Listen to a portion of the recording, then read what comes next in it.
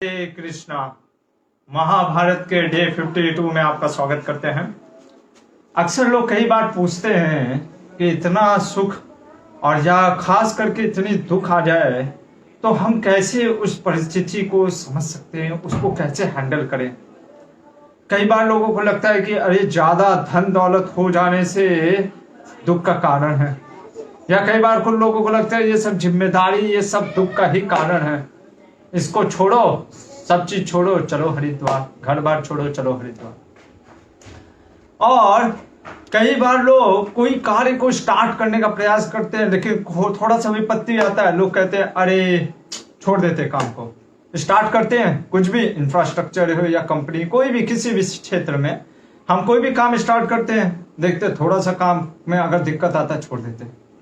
पर ऐसा आज भगवान श्री कृष्ण ने युधिष्ठिर को एक गीता सुनाया, जैसा कि अर्जुन को एक गीता सुनाया था भगवत गीता, आज कृष्ण ने कुछ गीता सुनाया। किसको?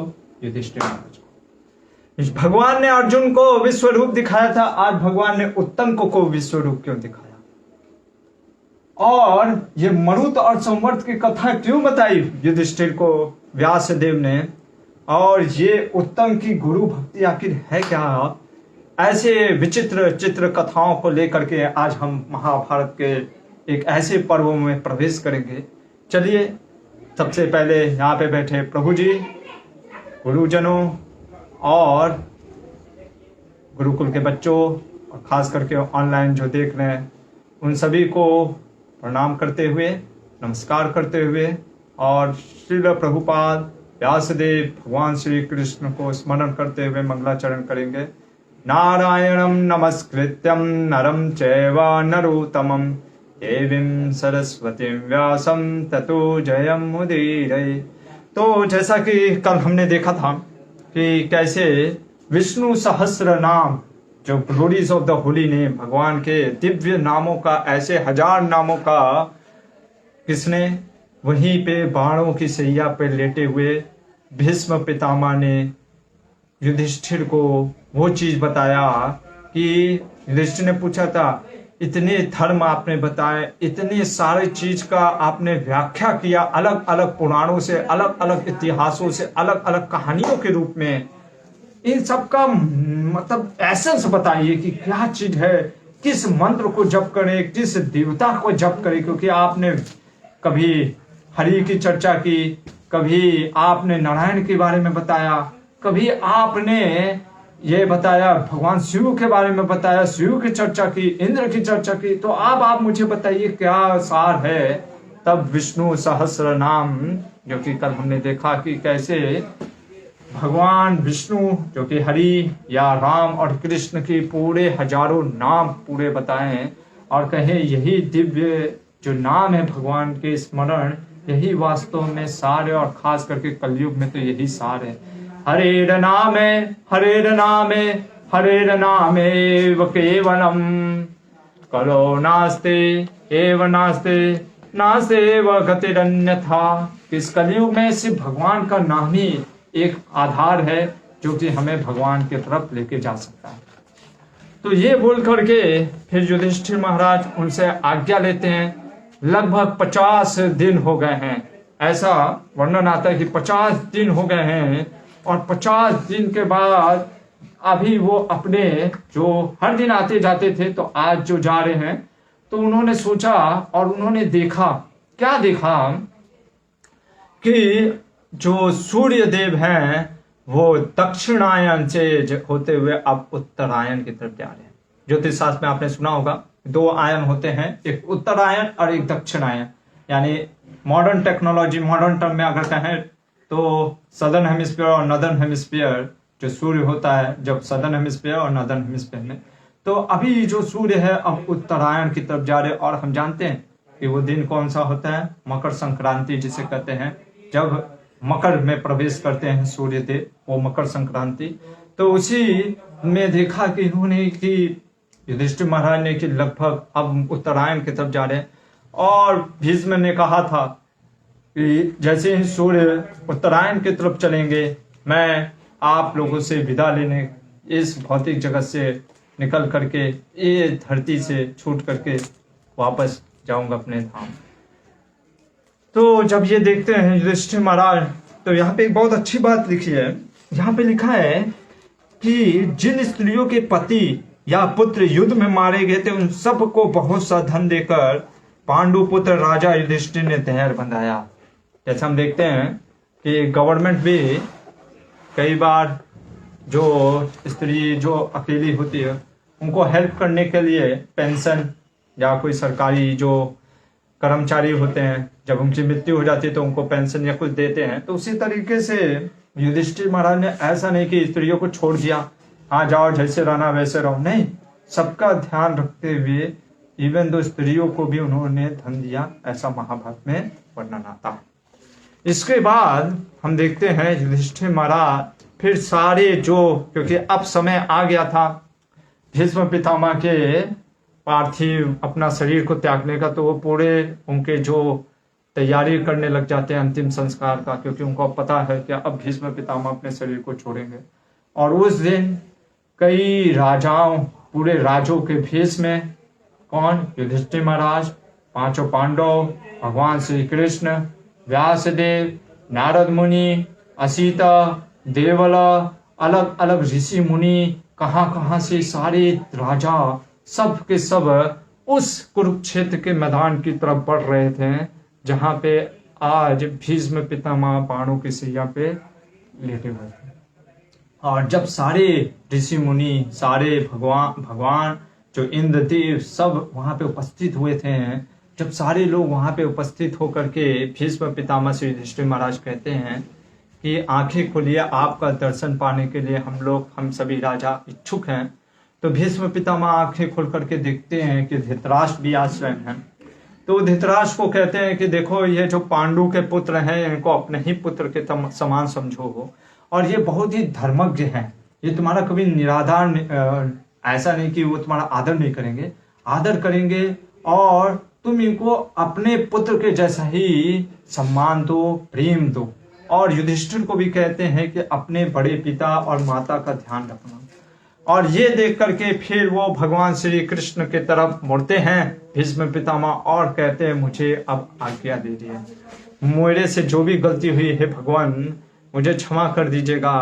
और भगवान यहाँ पे सोचिए, भगवान बोल रहे हैं, कहते हैं अनुजानामि भीष्मं त्वां वसुन प्राप्नुहि पार्थिव नाते अस्ति वृजीनम किंचिदि लोके महाद्युते, कि हे भीष्मदेव मैं अब आपको आज्ञा देता हूं कि आप जाइए। कहाँ जाइए? क्योंकि ये वसु थे तो इनको कहते हैं कि आप अपने वसु लोक धाम फिर से वापस जाइए। और मैं मानता हूं कि इस लोक में, इस धरती में जब आप आए थे, यहाँ पे जो भी आपने लीलाएं की या जो भी आपने कर्म किए, वृजिनम किंचित लोके, किंचित मात्र का भी आपका कोई पाप नहीं था, जो भी पाप था सब वो धुल गया। आप कृपया करके, क्योंकि भगवान स्वयं कहते हैं कि भली गलती की होगी भीष्म पितामह ने, लेकिन उन्होंने गलती किया पर जानबूझ के नहीं किया, मल नहीं था। ऐसे भीष्म पितामह को भगवान श्री कृष्ण आज्ञा देते हैं और कहते हैं अरे आपने तो इच्छा मृत्यु पे विजय प्राप्त कर ली है। हम देखते हैं मृत्यु पे विजय प्राप्त करना इतना आसान नहीं है, पर आपने अपने भक्ति, खास करके आपने अपने पिता के प्रति जो आदर व्यवहार किया था, उस कारण से आपके पिता शांतनु ने आपको जो वरदान दिया था इच्छा मृत्यु का, उस कारण से आपने इच्छा मृत्यु पे भी विजय प्राप्त कर ली। और कहते हैं कि यहाँ पे भीष्म पितामह फिर भगवान के ऐसा करने पर भीष्म ने सभी को हाथ जोड़ करके फिर अपने इंद्रियों को संयम करते हुए भगवान पे ध्यान लगाया। भगवान वासुदेव श्री कृष्ण, सोचिए स्वयं भगवान श्री कृष्ण वहां पे मौजूद हैं, वो भगवान का स्मरण करते हुए, चिंतन करते हुए अपने शरीर में जैसे योग प्रणाली से अपने प्राण वायु को शरीर से, पैर से लेकर के फिर जहां जहां उनके प्राण वायु चल रही थी वहां से क्या होता है, उस अंग के बाण अपने आप निकल जाते हैं, बाण अपने आप निकल रहे थे और अचानक से जो ब्रह्म, जो उनका मस्तक है, उस ब्रह्मानंद उनका मस्तक को फोड़कर जो उनका दिव्य आत्मा सूक्ष्म शरीर को लेकर के क्या चलता है, निकल जाता है उस शरीर से। और ये देख करके सारे व्यास देव, सारे जो ऋषि मुनि थे, जो देवतागण थे ऊपर से, उनके ऊपर पुष्पों की बारिश करते हैं।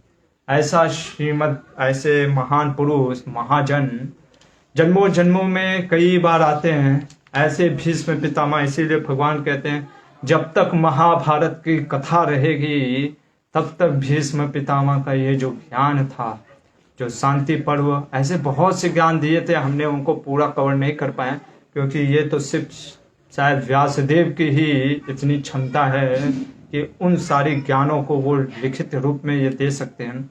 हम जैसे बद्ध जीवात्मा के लिए मुश्किल है, और भीष्म पितामह ने ऐसे ऐसे ज्ञानों को, सूक्ष्म ज्ञानों को दिया है जिनको समझ पे पाना भी बहुत ही मुश्किल है कि क्या, किस परिस्थिति में क्या करना है।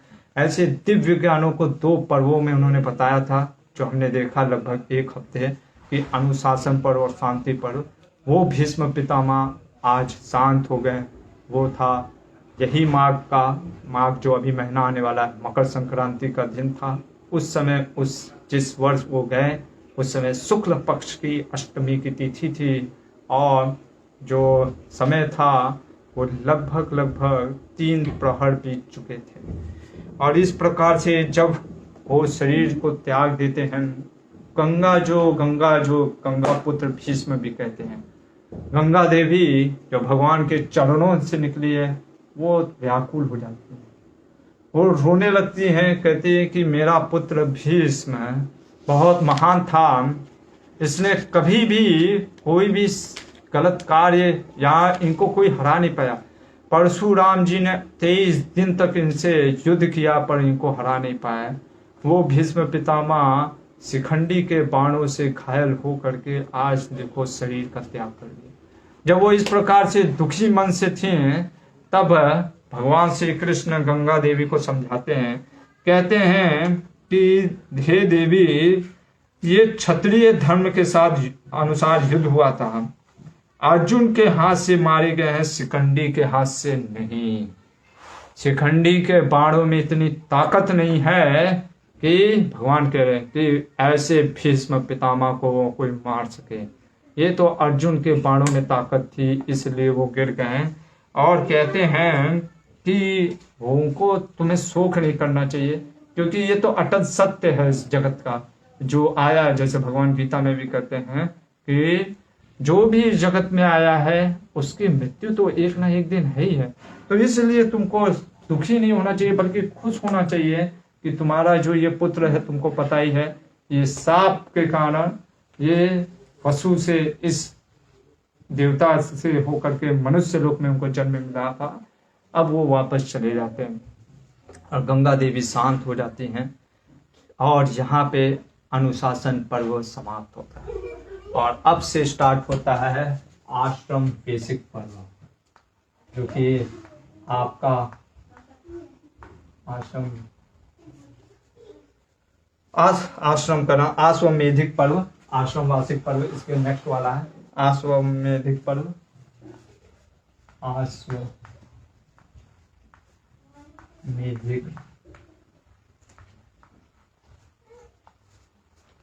पर्व, ये अनुशासन पर्व के बाद आने वाला एक पर्व है आश्वमेधिक पर्व। तो अब हम देखेंगे इसमें बहुत से जो रोचक विचित्र चित्र कथाएं हैं। तो सबसे पहले देखते हैं कि युधिष्ठिर महाराज जब इस प्रकार से अपने दादाजी का शरीर का अंतिम संस्कार को करते हैं और वो उसको देखकर ही फिर से शोक मग्न हो जाते हैं और वो गिरने लगते हैं। उनको भीम और अर्जुन पकड़ते हैं, भगवान स्वयं पकड़ते हैं और वो तो कहते हैं कि मैं दुख, मतलब कि इतना दुख में डूब जाते हैं कि उनको कुछ समझ में नहीं आता है। धृतराष्ट्र सोचिए आज प्रवचन कर रहे, धृतराष्ट्र कहते हैं, हे कुंती कुमार उठो, तुम्हारा जो ये तुम जो कार्य कर रहे हो ये शोभा नहीं देता है। एक क्षत्रिय के हो ये शोभा नहीं देता है। तुम क्षत्रिय धर्म का पालन करो।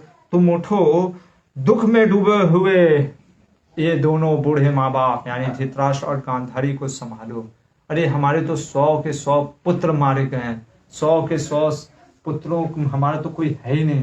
इसलिए अगर तुम भी शोक करने लग गए, तुम भी पूरे दुख में डूब गए, तो फिर हमें कौन ढांढस पाएगा। जब इस प्रकार से बोल रहे होते तो युधिष्ठिर महाराज कहते हैं, मैंने क्रूरता पूर्वक भीष्म पितामह को, मैंने अपने पराक्रम बल से द्रोणाचार्य को, और मैंने कर्ण को जो कि मेरा बड़ा भाई था, इन सबको मरवा कर मुझे थोड़ा सा भी सुख नहीं मिल रहा है। मैं सोच भी नहीं पा रहा हूं कि कैसे मैं सुखी रहूं।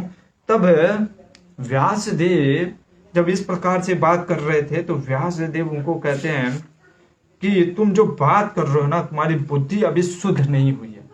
जैसे गीता में भगवान कहते हैं, असोचयान अनसोचस्तों प्रज्ञावादाम च भाषसे कथासु न गतासुम च नानु सोचंती पंडिता।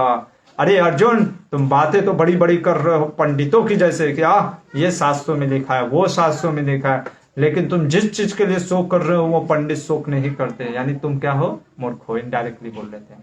उसी तरीके से व्यासदेव ने भी डांटा किसको, युधिष्ठिर को, कि तुम जैसे बच्चा होता ना, जिद करके पकड़ लेता, नहीं नहीं नहीं मेरे को चॉकलेट चाहिए, चॉकलेट चाहिए, उसको अच्छा फिर ठीक है, उसको कुछ फुसला फुसला के, हाँ बेटा इधर नहीं, चॉकलेट नहीं, तो उसको कुछ और देते हैं, तो वो लेता है, फिर लेकिन नहीं नहीं नहीं, नहीं मेरे को चॉकलेट चाहिए। तो उसी तरीके से व्यासदेव कर रहे हैं, तुमको पूरा भीष्म देव ने शांति पर्व, अनुशासन पर्व से इतने अलग अलग कथाएं सुनाई, भगवान के नामों का स्मरण कराया, सब चीज कराया, पर तुमको अभी भी जिद पे पकड़े हो कि नहीं मैंने पाप किया, मैंने पाप किया, मैंने पाप किया। ये क्या बच्चों की तरह रट लगाए हुए कि मैंने पाप किया, मेरी वजह से ये हो गया, मेरी वजह से हो गया। तुमको पूरा पुरुषार्थ समझाया, तुमको पूरा ये समझाया भाग्य में ये इतना बड़े पापी थे, फिर भी अगर तुमको ऐसा लगता है कि तुमने पाप किया है जो कि तुमने नहीं किया है, फिर भी ऐसा लगता है तो ठीक है, फिर प्रायश्चित कर लो, और प्रायश्चित के लिए यज्ञ करो। जैसे कि बोलते हैं कि रामो दशरथ था, जैसे दशरथ नंदन राम ने रावण का वध करने के बाद भी भगवान राम को कोई पाप नहीं लगता है, लेकिन फिर भी इतना पूरे वंश का, लंका का दहन कर दिया, पूरा लंकापति रावण का पूरा वंशज समाप्त हो गए। तो इसलिए भगवान राम उस शुद्धि के लिए क्या करते हैं, अश्वमेध यज्ञ करते हैं। उसी तरीके से तुम भी क्या करो, अश्वमेध का यज्ञ करो। इसीलिए इस पर्व का नाम हो गया अश्वमेधिक पर्व, और यश अश्वमेध यज्ञ करो। अभी आपको पता होगा कि यज्ञ करने के लिए, जैसे हमारे यहाँ भी कई बार अगर हम यज्ञ कराते तो बहुत जरूरत पड़ती है, घी की, फल की, फूल की, लकड़ियों की, अलग अलग प्रकार के सामग्री की जरूरत पड़ती है। तो उसी तरीके से अभी ये तो राजा, अभी यहाँ पे एक चीज हम समझने का प्रयास करेंगे। कई लोग इस चीज को गलत समझ लेते हैं कि ये जो अश्वमेध यज्ञ है, ठीक है, आपके तो फिर शास्त्रों में दिया कि घोड़े को मारो, अश्वमेध, अश्वमेध और गौमेध, ठीक है ना। तो यानी ये कहने का मतलब है कि आपके शास्त्रों में दिया है, तो यानी आप गौ की हत्या भी कर सकते हो और घोड़ों की भी हत्या कर सकते हो। तो फिर काहे आप बोलते हो कि कल हमने जो बात किया कि मांस भक्षण नहीं करना चाहिए। तो इस चीज को हम समझेंगे। पहला चीज ये कलयुग चल रहा, और मैंने आपको बताया था ब्रह्म वैवर्त पुराण से भी, और जो महाप्रभु जो कि इस कलयुग के अवतार हैं, वो स्वयं बोलते हैं 5 चीज वर्जित है इस कलयुग में। पहला अश्वमेध यज्ञ, गौमेध यज्ञ, तीसरा आपका तीसरा आपका जो था वो आपको याद होगा संन्यास। चौथा है पितरों को, जैसे अभी पितर पक्ष चल रहा था, पितरों को मांस खिलाना,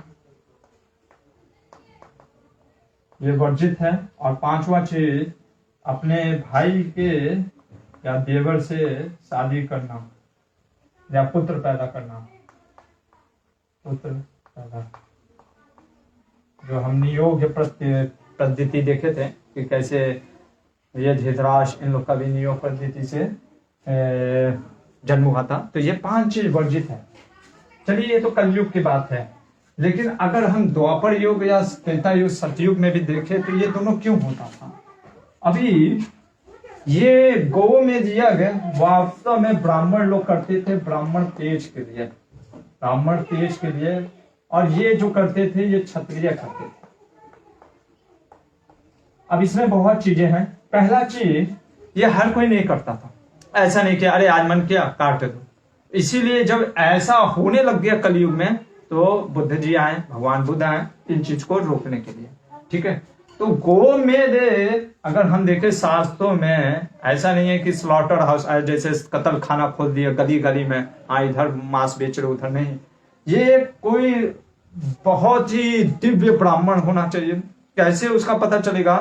क्योंकि जब गो को अगर आपने तुरंत मारा, जिस गाय को आपने बलि चढ़ाया है, उसको उसी क्षण मनुष्य योनि मिलना चाहिए। उस गाय को सोचिए मनुष्य, अगर वो गौ की हत्या करने से मनुष्य योनि नहीं मिलता है, जितने लोग भी उस यज्ञ में भाग लेते हैं उन सबको सब अगले जन्म में गाय बनना पड़ेगा।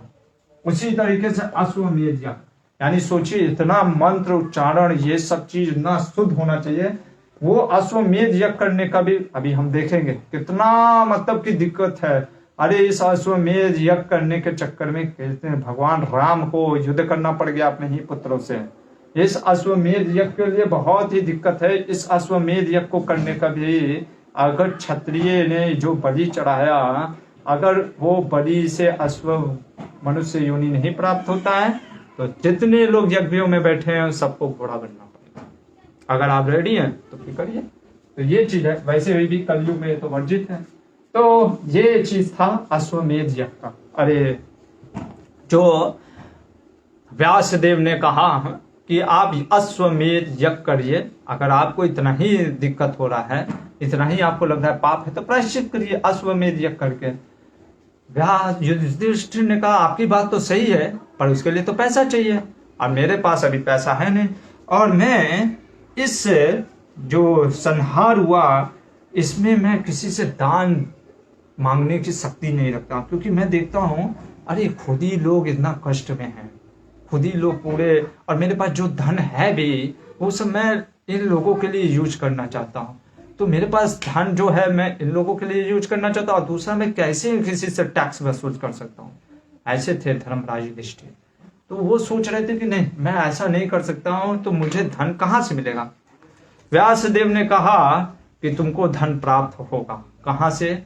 तुम जाओ हिमालय पर्वत के पास, एक पहाड़ों का चट्टान का पूरा एकदम सोना रखा हुआ है, सोने का पहाड़ी है पूरा, मतलब सोना रख रख के वो पहाड़ जैसा हो गया, वहां पे पूरा धन है। एक्चुअली में ये धन कहाँ से आया? ये मरुत ने इकट्ठा किया था और उन ब्राह्मणों को दान भी दिया था, पर इतना सोना चांदी और वो था धन कि ब्राह्मण तो संतुष्ट हो जाते थोड़ा से, तो बाकी सब वहीं पर रह गया। उस धन को लेकर के आओ और उसको यूज करो। युधिष्ठिर ने कहा ये देखिए अभी तो मैंने एक पहले क्षत्रियो को मारा, अब आप कह रहे कि वो धन भी चोरी करके लाओ ब्राह्मणों का। तो व्यासदेव कहते हैं वो धन चोरी करने को मैं नहीं बोल रहा हूं, उसका भी कोई स्वामी है ही नहीं। जिसका कोई स्वामी नहीं उसका राजा स्वामी होता है। जैसे हम देखते हैं, जैसे जिसकी भूमि, ऐसे तो हम कहते हैं हर भूमि गोपाल की, लेकिन अगर हम देखें तो जो नर होता है, जो राजा होता है, वो भगवान का ही क्या होता है, रिप्रेजेंटेटिव होता है। तो जो चीज हमारी नहीं है वो सरकार की होती है। तो उसी तरीके से तुम उस चीज के स्वामित्व, क्योंकि ब्राह्मणों ने उस पर स्वामित्व छोड़ दिया। तो व्यासदेव कहते मैं तुमको एक कथा सुनाता हूँ इसी के ऊपर, और ये कथा है मरुत और संवर्त की। क्या कथा है, चलते हैं इस कथा में। कथा से पहले मैंने सोचा कि हम थोड़ा सा वंश परंपरा भी देख लें। जैसे चंद्र वंश देखे थे वैसे सूर्य वंश भी देख लेते हैं। तो सूर्य देव के एक पुत्र हुए हैं, बहुत से पुत्र हुए, पर हम एक खास कर नाम लिखेंगे वैवस्वत मनु, जो कि अभी वैवस्वत मनवंतर चल भी रहा है।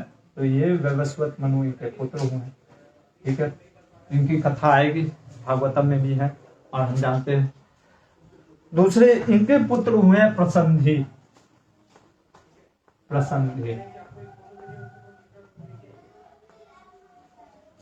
इनके पुत्र हुए इक्ष्वाकु और इनके पुत्र हुए इक्ष्वाकु। अगर आपको याद होगा भगवान गीता में बोलते हैं कि इक्ष्वाकु से उन्होंने सीखा था मनु से, और फिर ऐसे परंपरा चला था, फिर टूट गया था। इक्ष्वाकु के पुत्र हुए हैं विंस विंस और विंस के पुत्र हुए विवंश विवंश।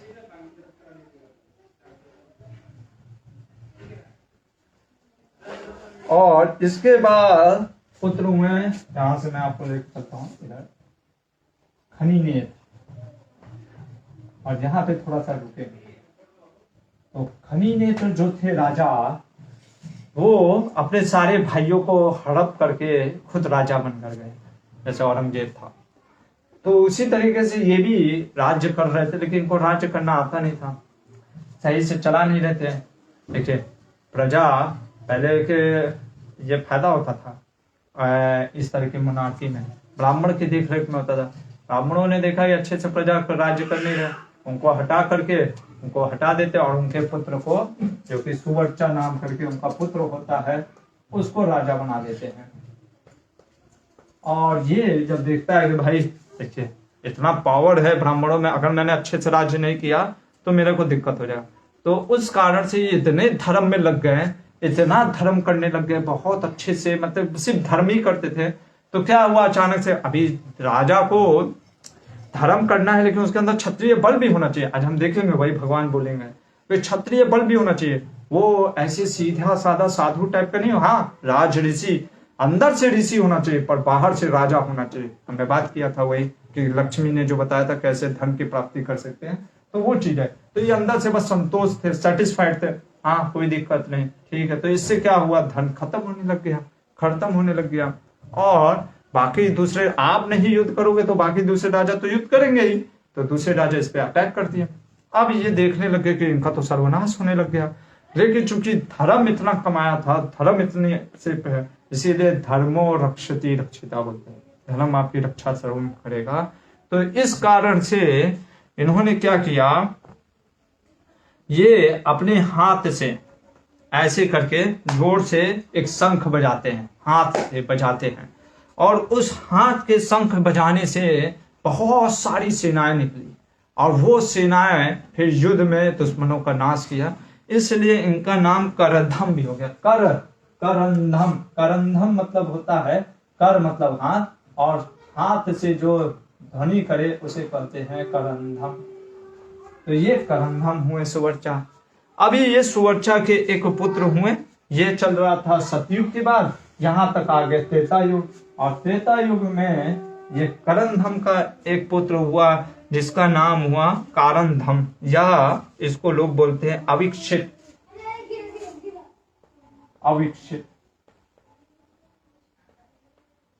और इनके एक पुरोहित थे, जैसे हम देखते हैं हर राजा का पुरोहित होता है, तो इनके पुरोहित थे अंगिरा मुनि। और ये अंगिरा मुनि के माध्यम से कई यज्ञ कराते थे, लगभग इन्होंने 100 अश्वमेध यज्ञ भी किए थे अविक्षित में। तो इस प्रकार से जब वो स्वर्ग लोक के प्राप्त हो गए, तो अविक्षित के जो पुत्र थे ये भी यज्ञ कराते थे, ये भी। तो इनके जो पुत्र हुए हैं यही हुए हैं मरुत करके। और इनकी कथा अब हम सुनेंगे कि ये जो मरुत हैं, ये एक बार क्या सोचते हैं कि उससे पहले, मरुत के तरफ जाने से पहले हम अंगिरा मुनि का जीवन में देख लेते हैं। अंगिरा मुनि जो थे, अंगिरा मुनि अगर देखें तो उनके 2 पुत्र थे, एक थे बृहस्पति और दूसरे थे संवर्त। ये 2 उनके पुत्र थे। बृहस्पति चूंकि बहुत ही बुद्धिमान थे, थोड़ा सा उनको अपने भाई से बनता नहीं था। देखिए यहाँ तक बृहस्पति गुरु होने के बावजूद भी, तो इसीलिए ये शास्त्र हमें सिखलाते हैं कि हम चाहे कितनों बड़े हो जाए, चाहे कितनों बड़े ऋषि मुनि हो जाए, कई बार जो काम क्रोध लोभ होता है ना, वो जाता नहीं है जल्दी। तो ये बृहस्पति संवर्त से थोड़ी सी उनकी अनबन होने लग गई थी, तो संवर्त भाई की सम्मान करने के लिए सब कुछ छोड़ करके वो छोड़ देते हैं और कहते हैं आप ही सब संभालो, और वो निकल जाते हैं, अवधूत बन जाते हैं। अवधूत कहने का मतलब है कि जिसको कोई भी दुनिया से लेना देना नहीं, और वो निकल जाते हैं। इधर बृहस्पति जो होते हैं देवराज इंद्र जो होते हैं वो भी बहुत वर्चस्व रखते हैं। उन्होंने बृहस्पति को अपना पुरोहित बना लिया और इनको कहा, पर आपको मैं एक कंडीशन में पुरोहित बना रहा हूं कि आज के बाद आप कभी भी किसी भी मनुष्य के लिए कोई यज्ञ नहीं करेंगे, सिर्फ देवताओं के लिए ही यज्ञ करेंगे। कई बार हम देवराज इंद्र के चरित्र को समझ नहीं पाते, हमको लगता है अरे यार इंद्र कितने मतलब कि हमेशा किसी के क्या बोलते यज्ञ में बाधा डालने लायक पहुंच जाते हैं। कारण क्या है, वो उनका धर्म है। वो ये देखते हैं कि कोई ऐरा वैरा कोई भी उचक्का कोई भी यज्ञ ना करने लग जाए, जो कि उसकी व्यवस्था नहीं है। तो इसलिए वो उसकी परीक्षा लेते, उसके विघ्न डालते नहीं है। वो चाहते हैं कि एक सुव्यवस्था बनी रहे, हर कोई यज्ञ ना कर पाए गलत तरीके से, इसलिए वो देख रेख करते हैं। तो इंद्र ने कहा बृहस्पति को कि आज से आप कोई भी मनुष्य के लिए यज्ञ नहीं करेंगे, सिर्फ देवताओं के लिए आज से आप पुरोहित हैं।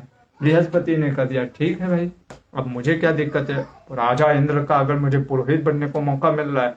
तो बृहस्पति रेडी हो जाते हैं। इधर जो मरुत होते हैं इनके पुरोहित होते हैं इनके पिता अंगिरा मुनि, और अंगिरा मुनि अभी कहते हैं कि भाई अब मैं कितना यज्ञ करूं, आप मेरे पुत्र से करवा लेना। तो मरुत एक बार यज्ञ करने का पूरा सब चीज सोना चांदी घी भी सब रेडी कर दिया। तो अंगिरा मुनि से उन्होंने बोला, तो बृहस्पति के पास गए और बृहस्पति से आशीर्वाद लेते हुए कहा कि आप तो हमारे पुरोहित हैं, क्योंकि आपके पिता पुरोहित थे, अभी वो नहीं है तो आप हैं, तो कृपया करके आप हमारा यज्ञ संपन्न करिए। बृहस्पति ने कहा मैं तो वचनबद्ध हो गया हूं, अभी तो मैं कुछ नहीं कर सकता, मैं आपके लिए कोई यज्ञ नहीं करूंगा। इधर ये उदास होकर के वापस आने लग गए हैं। तभी रास्ते में नारद मुनि मिले। देखो नारद मुनि के अगर कृपा किसी को प्राप्त हो जाए, हम कितना गलत एंगल से नारद मुनि को दिखाते हैं कि नारद मुनि आते हैं लड़ाई लगा के चले जाते हैं। आप कभी समझने का प्रयास करो नारद मुनि की क्या चर्या होती है, क्या उनका विचार होता है, सोच होता है। अरे वो नारद मुनि जो कि वाल्मीकि व्यास के गुरु हैं, वो अधर्म काम करेंगे। तो नारद मुनि जब देखते हैं कि आप तो बड़े उदास लग रहे हैं राजन, क्या हुआ, तो वो बताते हैं कि मैं गया था, बृहस्पति जी को कहा कि आप मेरे यज्ञ के पुरोहित बनिए, और मैं अभी क्या करूं, मैं पुरोहित, क्योंकि क्या होता है ना, जैसे कि आपने किसी को पुरोहित चुनना है। अब आप ये देखिए, यही तो है संस्कृति हमारा क्या, आज हमको अगर अच्छा कोई ब्राह्मण नहीं मिलता है, हम कहते हैं चलेगा ना, फिल्म स्टार आ रहा है कि नहीं वो इम्पोर्टेंट है, ठीक है, हाँ वो आ रहा है कि नहीं, तो हमारा ज्यादा मेन फोकस रहता है कि फेमस पर्सन आ रहा है कि नहीं, हमको यज्ञ से मतलब ही नहीं रहता है। और फिर हम कई बार मैंने देखा है अपने काशी में ही कि लोग कहते हैं, पंडित जी पूछते हैं आधे घंटे का यज्ञ कराना है या 5 घंटे का यज्ञ कराना है, अभी आप देखिए, तो लोग कहते हैं अरे आधे घंटे में निपटाइए पंडित जी। अब फिर जब समय आधे घंटे में हम निपटा रहे हैं, अब फिर जब मुसीबत आता है तो हम कहते हैं मुसीबत क्यों आ रहा है, क्योंकि हमारा उस सब में रुचि ही नहीं रह गया। हम सोचते कि फेमस पर्सन आ जाए, उसमें 100 करोड़ रुपया खर्चा कर देंगे, कोई बहुत बड़ा फिल्म स्टार आ गया, स्पोर्ट्समैन आ गया, यस उसी में खुश हैं, पर हम थोड़ा सा पैसा दे करके उन अच्छे ब्राह्मणों को नहीं बुलाने का प्रयास नहीं करते जो अच्छे से यज्ञ कर सके। तो ये चीज हो गया। तो इसके बाद जब शादी टूटती है या शादी चलती नहीं है, तो लोग कहते हैं अरे शादी क्यों नहीं चल रही है, तो हमको देखना पड़ेगा भाई क्या हमारी गलती हो रही है। तो ये मरुत ऐसे वैसे थे नहीं कि चलो बृहस्पति ने मना कर दिया तो हम किसी को भी उठा लें, वो सोचते हैं कि क्योंकि पुरोहित यज्ञ कराना है तो देखना पड़ता है ना, और वो भी बृहस्पति जैसा पुरोहित कहाँ मिलेगा, तो इसलिए उदास हो गए। तो नारद मुनि का कहा देखो इसका एक समाधान है। क्या समाधान है कि अंगिरा के एक और पुत्र हैं संवर्त, बस ये है कि वो आजकल वाराणस्यम महाराजा वाराणसी में आदूत बन के रहते, पागलों की तरह रहते, नंग धड़ंग। जैसे कई बार हम भी देखते कुछ पागल होते हैं, एकदम ऐसे ही घूमते रहते फिरते रहते, तो उसमें से कोई महान हो व्यक्ति हम नहीं बता सकते। तो उसी तरीके से वो काशी विश्वनाथ मतलब कि वो वाराणसी में घूमते रहते हैं। कोई, अब उनको आप पहचानोगे कैसे? तो एक काम करना, आप जिस व्यक्ति के सामने मुर्दा रख देना, मुर्दा जैसे ही आप रखोगे, अगर वो व्यक्ति पीछे मुड़ करके जाने लगे तो समझना वो व्यक्ति ही संवर्त है। और जब वो पीछे मुड़ के जाने लगे तो तुम उनके पीछे पीछे चलने लगना, और वो तुमसे जरूर पूछेंगे कि तुमने मुझे कैसे पहचाना, तो बताना कि नारद मुनि ने तुम्हें बताया। और अगर वो पूछेंगे नारद मुनि कहाँ हैं, तो तुम उनको कहना कि नारद जी आग में समा गए। क्यों ऐसा, अभी मैं आपको बताता हूँ। नारद जी आग में समा गए हैं, ये बता देना। ये कहते ठीक है, अभी ये चलते हैं काशी वाराणसी आते हैं, वहां पे आते हैं, फिर ऐसे देखने लगते हैं कौन व्यक्ति। तो जब वो मुर्दा जो एक पागल के सामने ऐसे जो नंग धड़ंग चल रहा था, उसके सामने मुर्दा रख दिया। देखिए, अगर कोई व्यक्ति पागल है, अगर वो सही में पागल है तो उसके लिए मुर्दा उर्दा क्या चीज है, तो ऐसे चलता रहेगा, ठीक है ना। लेकिन ये पागल के भेष में थे, पागल नहीं थे, ठीक है ना। तो इसलिए मुर्दा देख करके पीछे चलने का मतलब हो गया है, जब आप कोई गलत चीज देखते हो ना, तो जो साधु पुरुष आज भी जैसे हम देखते हैं कि जाते हैं, कभी अगर जाना पड़ा कि कोई शमशान घाट या यहाँ पे, तो आज भी लोग ब्राह्मण जनेऊ चेंज करते हैं, आके नहाते हैं, स्नान करते हैं, क्योंकि वो मरोधूमि है। तो इसलिए जब ये संवर्त के सामने ऐसे जो रखते हैं शरीर को, लाश को, तो क्या होता है, ये पीछे मुड़ने लगते हैं। अब इनको समझ में आ जाता है कि यही संवर्त है, और पीछे पीछे उसके जाने लगते हैं। और जाते हैं तो ये देखता है कि कोई तो राजा मेरा पीछा कर रहे हैं, तो ये क्या करते हैं, उठा करके धूल उनके ऊपर फेंकते हैं। जैसे कभी कभी नहीं, पागल लोग ऐसे उठा करके फेंकने लगते हैं, वो फेंकने लगते हैं ताकि मेरे पीछे ना आए। वो सहते हैं, आगे बढ़ते हैं, फिर उनके ऊपर मुंह में थूक देते हैं कप से, तो भी कुछ नहीं बोलते हैं, आगे बढ़ने लग जाते हैं। तब इनको लग जाता है कि ये तो कोई ऐसे वैसे राजा नहीं है। और वो उनसे पूछते हैं आपने मुझे कैसे पहचाना, आप सच सच बताइए, आपको किसने भेजा? तो वो कहते हैं कि मुझे नारद मुनि ने भेजा था आपके पास। तो ये बोलते हैं कि ठीक है, आपने मुझे बताया कि आपको नारद जी ने भेजा, क्योंकि सही बात है, नारद मुनि को मेरा परिचय पता है। अच्छा, आप ये मुझे बताइए कि इस समय नारद मुनि कहाँ हैं?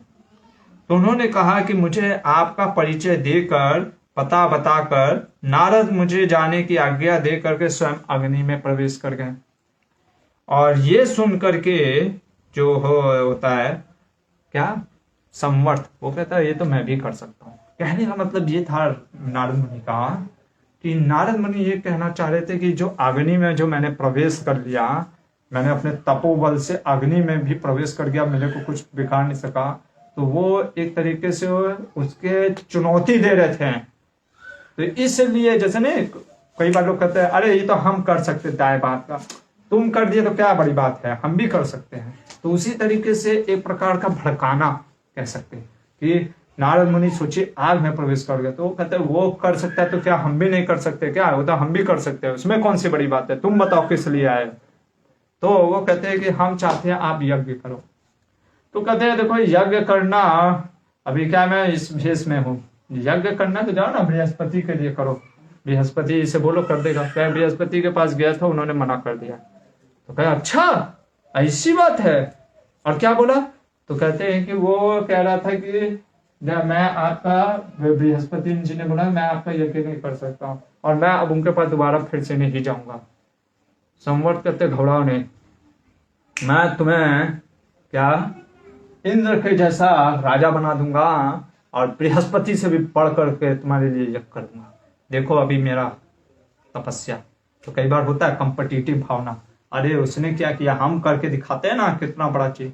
तो ये कई बार होता है, गुरूर जो होता है, अहंकार इतना ऊपर तक होता है कि व्यक्ति कुछ भी आ जाता है फिर भी अहंकार शून्य। इसलिए हमने कल बोला कि भगवान के नाम जो होती है वो तब तक हृदय में नहीं जाता जब तक कि व्यक्ति अहंकार शून्य नहीं होता।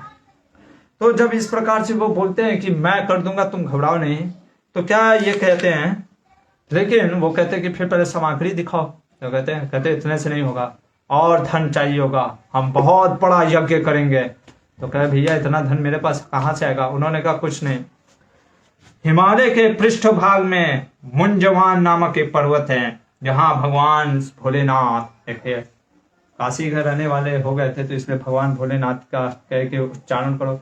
अब भगवान भोलेनाथ आशुतोष है, कहे उनकी उपासना करो और उनसे उनको प्रसन्न करो। और उनके मित्र हैं कौन, कुबेर, जो कि धनपति, जो कि देवताओं के क्या हैं, कोषाध्यक्ष हैं, जो कैशियर वो हैं। तो इन्होंने कहा ठीक है, और इन्होंने भगवान शिव की वंदना करना स्टार्ट कर दिया। रुद्राय सिति कंठाय पुरुषाय सुवर्चसे कपर्दिने करालाय हरक्षणे वरदाय चे तयक्षणे पुष्णो दंतभीधे वामनाय शिवाय च क्षेम्याय ऋषिकेशाय स्थावन्ये पुरुषाय च हरिनेत्राय मुंडाय क्रुद्धयोत्तरणाय च भास्कराय सुतीर्थाय देवदेवाय रंहसे गिरीशाय प्रशांताय रतये चीखाससे। ऐसे करके भगवान शिव की प्रशंसा करने लग गए। तो जब भगवान शिव की ऐसे प्रशंसा करने लग गए हैं तो भगवान शिव तो आशुतोष हैं, उन्होंने खुश हो गए। उन्होंने कहा क्या वरदान चाहिए। उन्होंने कहा मुझे तो धन की अभी आवश्यकता है। उन्होंने कुबेर को बोला और कुबेर ने बहुत सारा धन इनको दे दिया। अब ये सारा धन प्राप्त करने के बाद क्या होता है, इधर बृहस्पति जी को जब पता चलता है कि अरे मेरा भाई ने तो बड़ा कोचिंग इंस्टीट्यूट खोल दिया, मुझसे भी ज्यादा बड़ा। अब तो उसके यहाँ तो और पढ़ने वाला कौन है, एक ऐसा अमीर घर का लड़का, उसको तो खूब पैसा मिलेगा। ठीक है, तो इसको हो गई जलन, एनवी। देखो कहाँ तक एनवी पहुंचा हुआ है। तो बृहस्पति थोड़ा सा उदास रहने लग गए। इंद्र ने कहा गुरुदेव काहे उदास है इतना। बृहस्पति जी ने कहा कि मेरा जो भाई है संवर, वो मरुत के लिए यज्ञ करा रहा है और मरुत ने बहुत ज्यादा धन इकट्ठा किया हुआ है, तो वो यज्ञ करा रहा है। इंद्र ने कहा ठीक है जाने दीजिए, करने दीजिए ना, क्या दिक्कत है। बृहस्पति ने कहा अच्छा तुम्हारे भाई भी तो अदिति और दीति, एक दीति जो हसुर हैं वो दीति से पुत्र उत्पन्न हुए, और अदिति जो हैं वो आदित्य यानी ये देवी देवता वहां से उत्पन्न हुए। तो एक तरीके से तो देवता असुर तो तुम्हारे भाई हैं, तो फिर तुम काहे इतना संग्राम करते रहते हो। तो इंद्र ने कहा अच्छी बात है, तो आप घबराइए नहीं, हम अभी जा करके बोलते हैं इन अग्निदेव को कि वो जा करके ये समाचार देंगे कि मरुत तुम्हारा यज्ञ ये संवर्त नहीं करेगा, बृहस्पति करेंगे। अग्निदेव को प्रकट किया जाता है। अग्निदेव को कहते जाइए मरुत जी के पास जाइए और ऐसा सूचना बता दीजिए।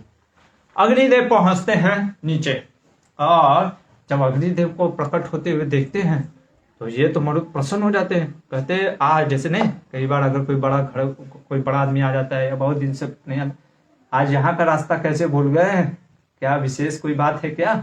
तो उसी प्रकार से तो कहते हैं कि भाई अग्निदेव आप स्वयं प्रकट हो गए, सब खैरियत तो है, इंद्रदेव प्रसन्न तो हैं। वो कहते हैं सभी प्रसन्न हैं, सभी सुख में हैं, और सभी आपकी आच्छा भी करते हैं कि आप इस आशा से खुशी से रहिए।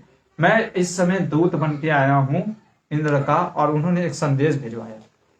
संदेश ये भिजवाया है कि आप जो यज्ञ कर रहे हैं वो यज्ञ बृहस्पति से करवाइए, ना कि संवर्त से। ये सुन करके मारुत जी ने कहा देखिए भाई हमने तो प्रतिज्ञा ली है। हाँ एक चीज मैंने आपको बताना भूल गया, जब वो मरुत से जब मिले थे संवर्त, तो संवर्त ने कहा था कि हो सकता है कि कल जब बृहस्पति जी को इंद्र को पता चले कि मैं आपका यज्ञ करा रहा हूं, तो हो सकता है वो द्वेष की भावना से मुझे निकलवाने का प्रयास करेंगे। तो फिर आप, तो इसलिए मैं कैसे मान लूं कि आप मेरे प्रति विश्वास में रहेंगे। तब उन्होंने जो ये मरुत हैं उन्होंने एक प्रतिज्ञा ली थी। क्या प्रतिज्ञा ली थी? उन्होंने कहा था यदि मैं आपका साथ छोड़ दूं तो जब तक सूर्य तपते हैं जैसे कहते हैं ना, जब तक सूरज चांद रहेगा तब तक तेरा नाम रहेगा, तो वैसे जब तक सूरज में तप रहेगा, जब तक पृथ्वी में पर्वत स्थिर रहेंगे, तब तक मैं ही आपको अपना पुरोहित मानाऊंगा। ये प्रतिज्ञा लेने के कारण वो कहते हैं संवर्त कि मैंने तो भाई प्रतिज्ञा ले लिया, मैं तो संवर्त को अब अपना बना चुका हूं पुरोहित। मैं बृहस्पति जी के पास गया था, उन्होंने तो मना कर दिया था, अब मैं नहीं कर सकता है ऐसा कार्य। और ये देख करके संवर्त की अग्निदेव आए हैं प्रलोभन देने के लिए, घूस दे करके निकालने के लिए मेरे को। तो उन्होंने क्या कहा, उन्होंने कहा सुनिए अग्निदेव, अगली बार आए ना तो फिर मैं आपको भस्म कर दूंगा। सोचिए, अग्नि को ही कह रहे कि भस्म कर दूंगा, इतनी तप था उनके। तो इसलिए दोबारा मत आइएगा, दोबारा मत पूछना। तो उस प्रकार से तो फिर अग्निदेव वापस चले जाते हैं। इंद्रदेव ने कहा भैया कि वापस क्या समाचार लेके आए, रेडी हो गया बृहस्पति जी के लिए। वो कहे कि नहीं, उन्होंने मना कर दिया। इंद्र जी को गुस्सा आ गया, कहे देवराज इंद्र की बात जो ना माने, ऐसा हो नहीं सकता। और वो क्रोधित होकर के कहने लगते कि अभी आप जाइए और उनको आदेश दीजिए, कहिए कि मैं आपसे पूछ नहीं रहा हूं, ये आदेश है कि आपको बृहस्पति जी को ही लेना होगा। वो कहते मैं तो दोबारा नहीं जा सकता। इंद्र ने कहा क्यों नहीं जा सकते, कहे कि उस संवर्त ने मुझे कहा है कि अगली बार आप आए तो मैं आपको भस्म कर दूंगा। इंद्र ने कहा अरे क्या मजाक करते हैं अग्निदेव, आप खुद अग्नि है, दूसरों को भस्म करते, आप कैसे भस्म हो जाएंगे। तो अग्निदेव ने कहा जैसे आप देवराज इंद्र हैं, कैसे आप भी भयभीत हो जाते हैं, वृत्रासुर का आपको याद ही होगा। तो ऐसे अलग अलग प्रसंग से देवराज इंद्र को याद दिलाते हैं और कहते हैं आपको याद नहीं है कि अत्रि मुनि कह रहा हूं मैं, वो च्यवन मुनि ने कैसे आपको स्तंभित कर दिया था, और आपके ना चाहते हुए भी अश्विनी कुमार को यज्ञ में वो भाग लेने का, उनका यज्ञ का हाविस लेने को मजबूर कर दिया था। तब अग्नि इंद्रदेव कहते हाँ भाई वो तो बात है, बहुत ताकत है इसमें ब्राह्मणों के तेज में। पर एक काम करते हैं, हम मरुत को दंड देंगे और वो अपने गंधर्वराज धृतराष्ट्र से भौतिक जगत में नहीं, मतलब कि इसी धरती लोक में नहीं, गंधर्वों में भी धृतराष्ट्र नाम हो सकता है। तो धृतराष्ट्र को कहते कि तुम जाओ गंधर्व को और जा करके उनको आदेश दो मरुत को, अगर वो नहीं सुधरे तो हम उनके ऊपर वज्रपात करेंगे। इधर जो धृतराष्ट्र गंधर्व होता है वो वापस आते हैं नीचे, और जब वो देखते हैं, क्या देखते हैं, और उनके पास आकर के कहते हैं कि देखिए मरुत जी, अगर आपने नहीं सुना इंद्र का तो इंद्र आपके ऊपर वज्रपात करने वाले हैं। इधर मरुत कहते हैं कि मैं तो नहीं कुछ कर सकता, और तभी वो कहते देखिए बिजली चमकने लगती है, जैसे बारिश का मौसम होता है तो एकदम बिजली पड़े, तो देखिए अभी इंद्रदेव आ रहे और अपने ऊपर, आपके ऊपर वज्र का प्रहार करने वाले, अगर आपको जान बचानी है तो बृहस्पति को ले लीजिए। इधर ये मरुत जा करके संवर्त से कहते हैं कि आप मेरी रक्षा करिए। इंद्र अब आ गए क्रोधित होकर के। संवर्त कहते हैं तुम घबराओ नहीं, उसका टेंशन मत लो। कभी जो धर्म, जो साधु पुरुष का तेज इतना महान होता है, क्षत्रिय बल नहीं चलता है, इवन दो देवताओं का भी बल। तुम मेरे से कोई और वरदान मांगो, ये तो कुछ नहीं है। तो कहते हैं कि आप ऐसा करिए, क्योंकि मेरे को यज्ञ कराना है और यज्ञ में तो देवताओं को पूजा जाता है, तो अग्निदेव, इंद्रदेव, उन लोग को आप जैसे बोलते हैं ना, इंद्राय स्वाहा इदम नाममा, इंद्राय स्वाहा विष्णवे स्वाहा अग्निदेवा स्वाहा। तो इस तरीके से आप ऐसा करिए, सारे जो ऋषि मुनि हैं उनको यहाँ, जो भी देवता हैं उनको यहाँ बुलाइए, आह्वान करिए, वो यज्ञ में आकर के अपना जो भाग है वो लेकर के जाए। वो कहते हैं ठीक है, और वो मंत्रोच्चारण करने लगते हैं अपने मंत्र के तेज से। जो इंद्र जो वहां पे वज्र लेकर के खड़े थे वो उस यज्ञ में आने लग जाते हैं। इतनी पावर होती है इस यज्ञ में, मंत्र में। और हरे कृष्ण महामंत्र तो महामंत्र है, हरे कृष्णा कृष्ण कृष्ण हरे हरे, हरे राम राम राम हरे हरे। इसमें तो भगवान का नाम है तो भगवान चले आते हैं। तो जब ये ऐसा हुआ इंद्र वहां पे प्रकट होते हैं, अग्निदेव, वायुदेव, वरुण देव, सारे देवी देवता वहां पे प्रकट होने लगते हैं। तो ये कहते हैं कि मैं आपसे बस यही आशा करता हूँ इंद्रदेव, कृपया करके आप छोड़ दीजिए, मैं तो बस यज्ञ कराना चाहता था, आप हमारे यज्ञ को सफल करिए। और इंद्रदेव भी कहते हैं ठीक है, मेरे को भी कोई दिक्कत नहीं, अभी जो भी हुआ जैसा भी हुआ। तो उससे अग्निदेव, इंद्रदेव ये सारे प्रसन्न होकर के फिर वापस चले जाते हैं। और यहाँ पर क्या होता है, व्यासदेव कहते हैं कि वही जो पूरा स्वर्ण का ढेर लगवा दिए थे जो कि उनको कुबेर से मिला था, इसके बाद ब्राह्मणों के ले जाने से जो नाना प्रकार का धन बच गया, ब्राह्मणों को भी दान दिया गया पर भी धन बच गया, उसको कोष स्थान में जमा करवा दिया था। और उसी धन को आप मंगवा करके अश्वमेध यज्ञ को पूरा कीजिए। जब इस प्रकार से बताया भगवान व्यासदेव ने कि आपको कोई दिक्कत नहीं है, फिर भी मन में झिझक था। और यहाँ पे भगवान ने बहुत ही सुंदर वचन बोले हैं, जो कि अब हम देखेंगे क्या बोलते हैं भगवान।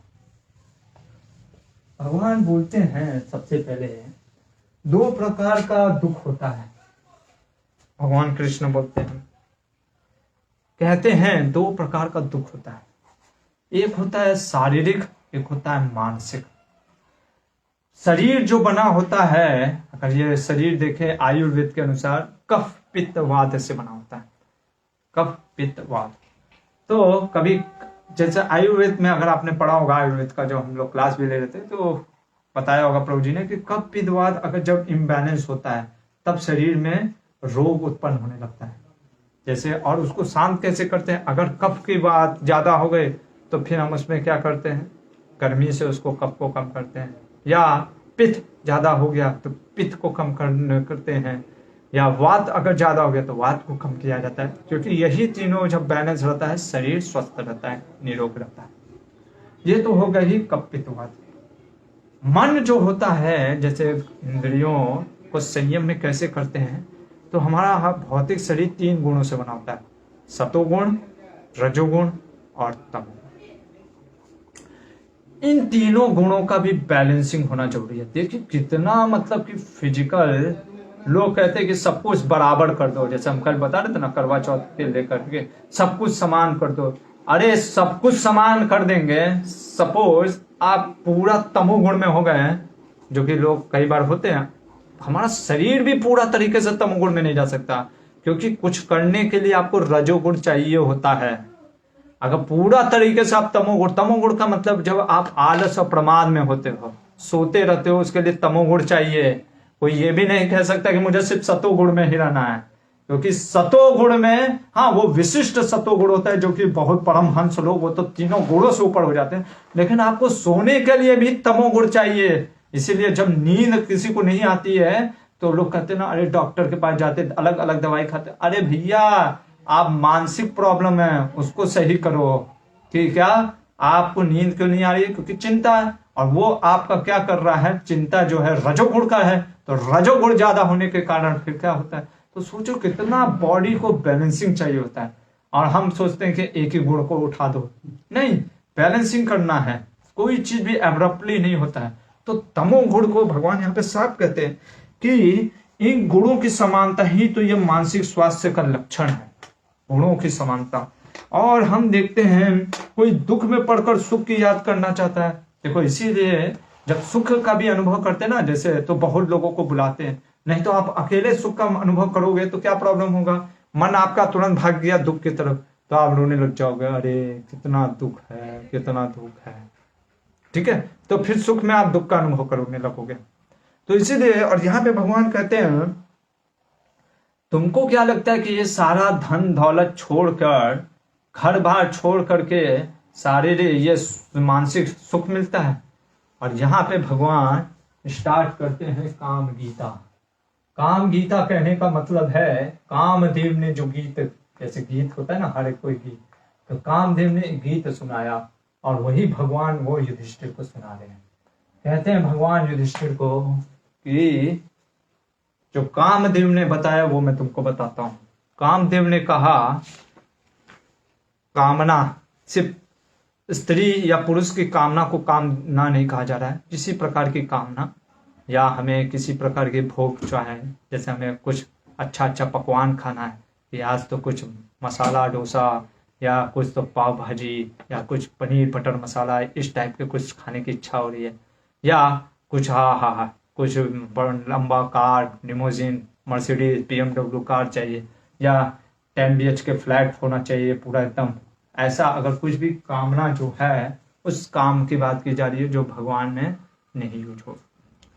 इसके विषय में बताते हैं, पहला चीज, ना तो इसको अस्त्र बल से काटा जा सकता है। सोचो, अस्त्र बल से भी नहीं काट सकते, इस काम को हम नहीं काट सकते। शरीर को मार सकते हैं, पर हम देखते हैं शरीर भले ही दुर्बल हो जाता है पर काम की भावना जाती नहीं है। ये कहना, कई बार लोग बोलते हैं कि अरे बच्चों में काम की भावना नहीं होती, ये भी गलत है, ये भी गलत है। काम की भावना उनके अंदर भी होती है, बस वो क्या होता है, वो विकसित नहीं हुआ है, वो निकला नहीं है। कोई भी प्राणी, चाहे इस भौतिक जगत में कोई भी जीवात्मा हो, जब तक वो, हम देखेंगे किस चीज में नहीं लगता है, भगवान में नहीं लगता है, कोई नहीं कह सकता कि वो उसके अंदर काम वासना नहीं है।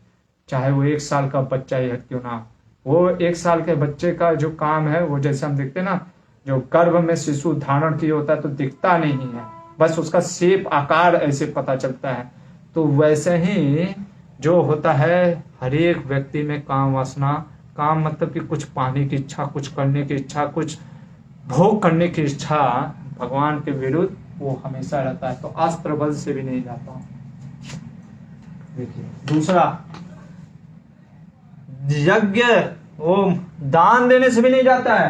हम देखते हैं कई लोग बहुत दान देते हैं, बाद में खुद ही बोलते हैं हमने दान दिया है, हमने दान दिया है, तब उनका वो आश्रम चल रहा है।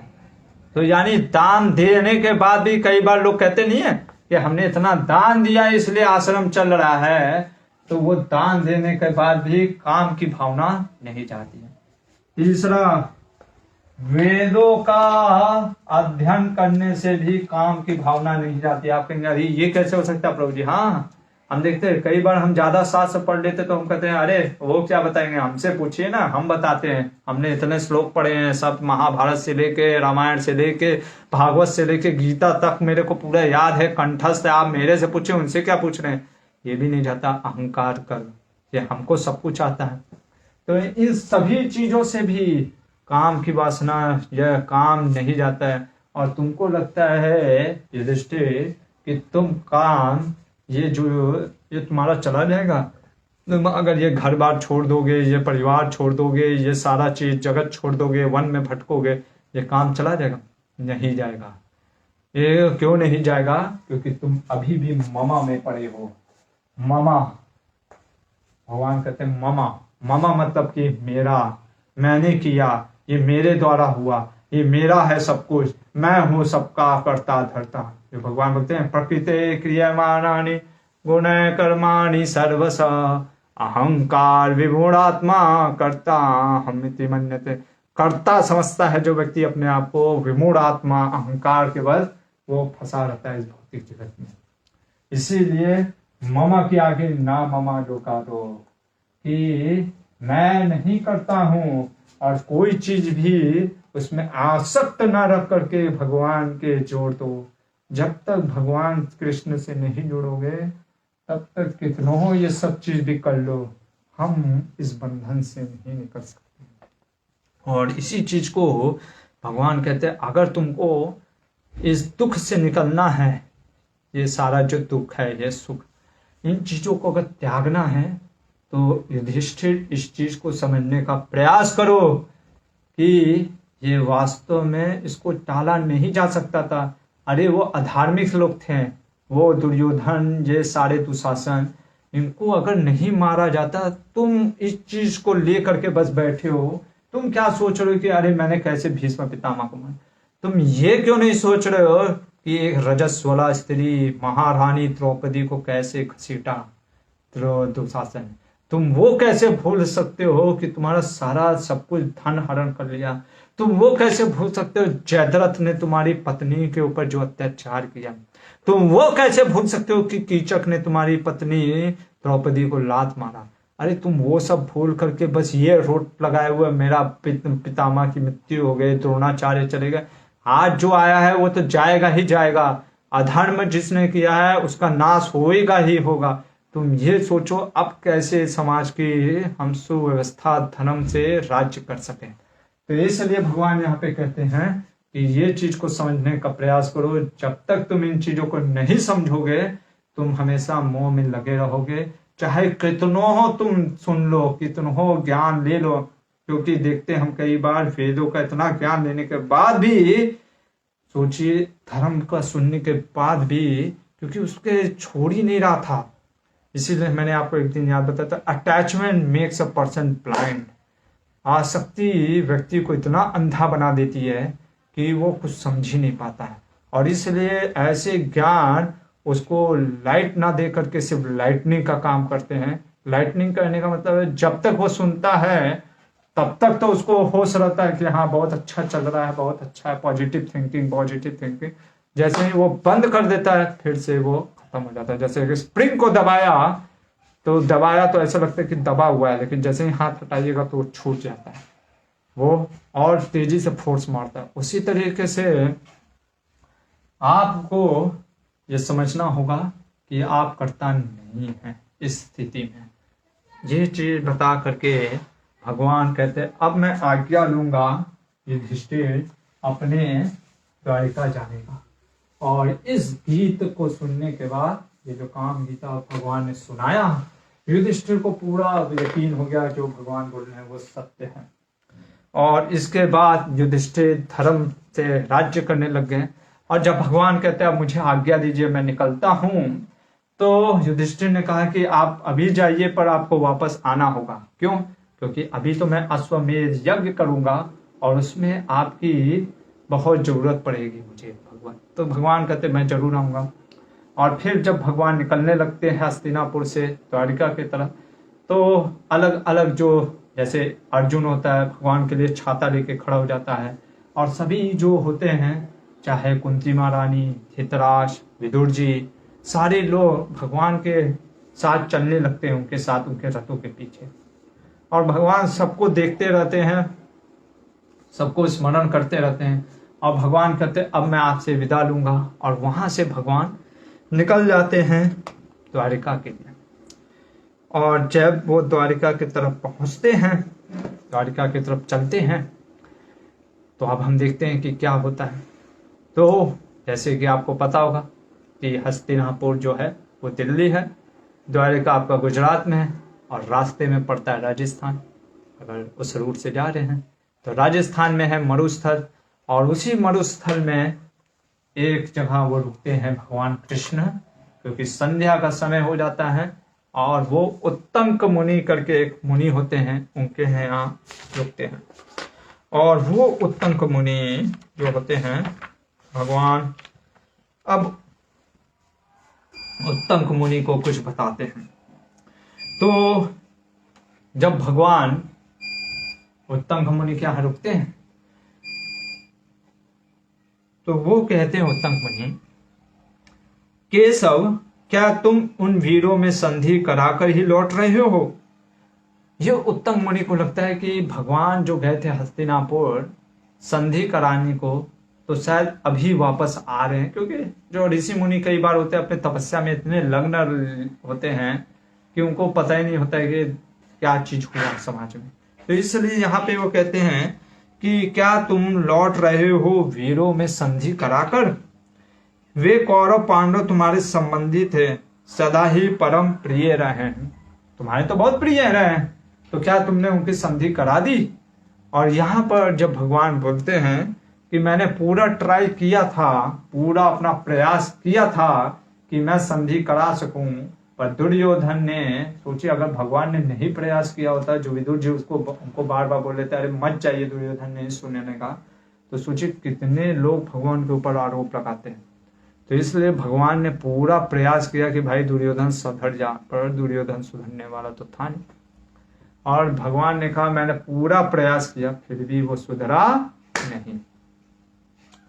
इधर उत्तंक मुनि को आ जाता है क्रोध, और क्रोध में वो कहते हैं उत्तंक मुनि कि आप तो चाहते अपने शक्ति के बल पे उनको जबरदस्ती करा करके भी युद्ध को रोक सकते थे, पर आपने ऐसा नहीं किया, इसलिए मैं आपको श्राप दूंगा।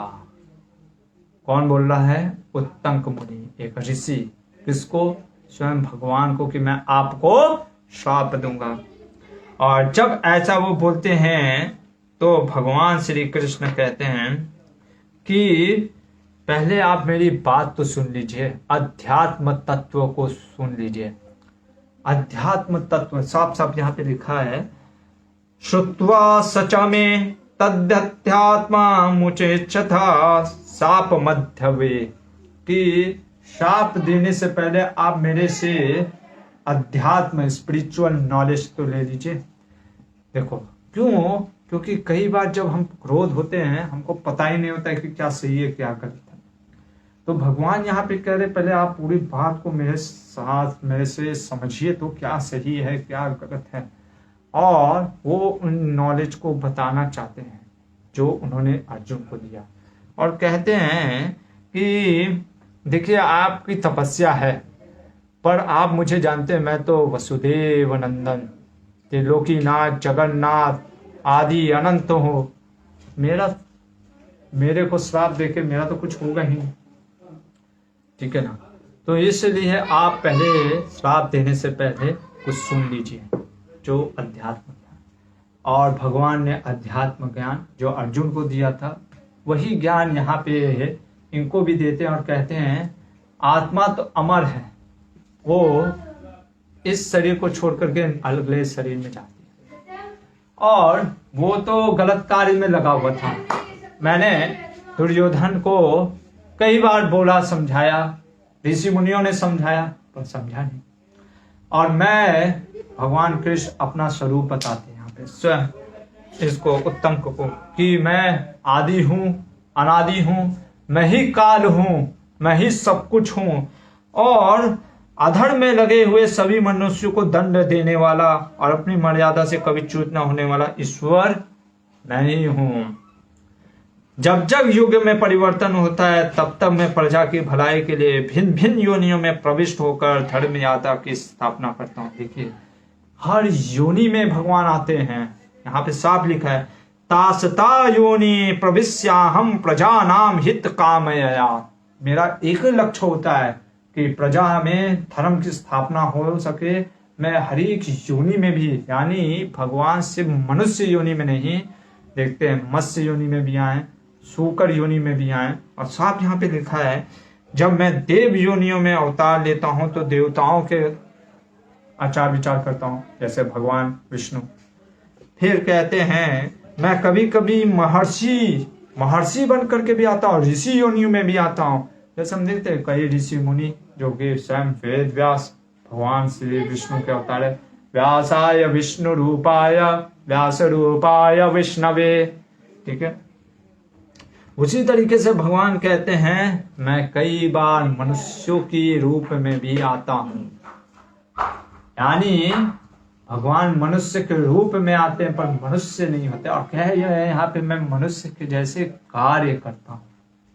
और हम क्या समझ लेते हैं कि भगवान तो विवश हैं, भगवान विवश नहीं होते हैं, पर यहाँ पे एक सुंदर सा एक बहुत ही दिव्य ज्ञान देते हैं भगवान। कहते हैं कि मैं कभी भी जीव आत्मा के जो फ्री विल, जो उनका चॉइस है, जो उनकी इच्छा है, स्व इच्छा, उनको कभी छीनता नहीं। कई बार लोग कहते हैं अरे भगवान चाहते तो सबको अपनी भक्ति में लगा सकते हैं। हाँ लगा सकते हैं, पर वो तो फोर्स हो गया ना, और प्रेम और भक्ति कभी फोर्स से नहीं होता है, वो तो अपनी स्वेच्छा से होना चाहिए, आपकी इच्छा होनी चाहिए। तो इसलिए भगवान यहाँ पे कहते हैं कि मैं कभी फोर्स नहीं करता, और मैं जब आता हूँ इस भौतिक जगत में, जिस योनि में रहता हूँ उनके अनुसार वैसा वैसा कार्य करता हूँ। क्योंकि अगर मैं ही, जैसे भगवान गीता में कहते हैं यद्यत आचरति श्रेष्ठ तत्तद एवेतरो जना, कि जैसा जैसा श्रेष्ठ लोग कार्य करते हैं वैसा वैसा बड़े छोटे जो होते हैं उनको देख करके लोग कार्य करते हैं।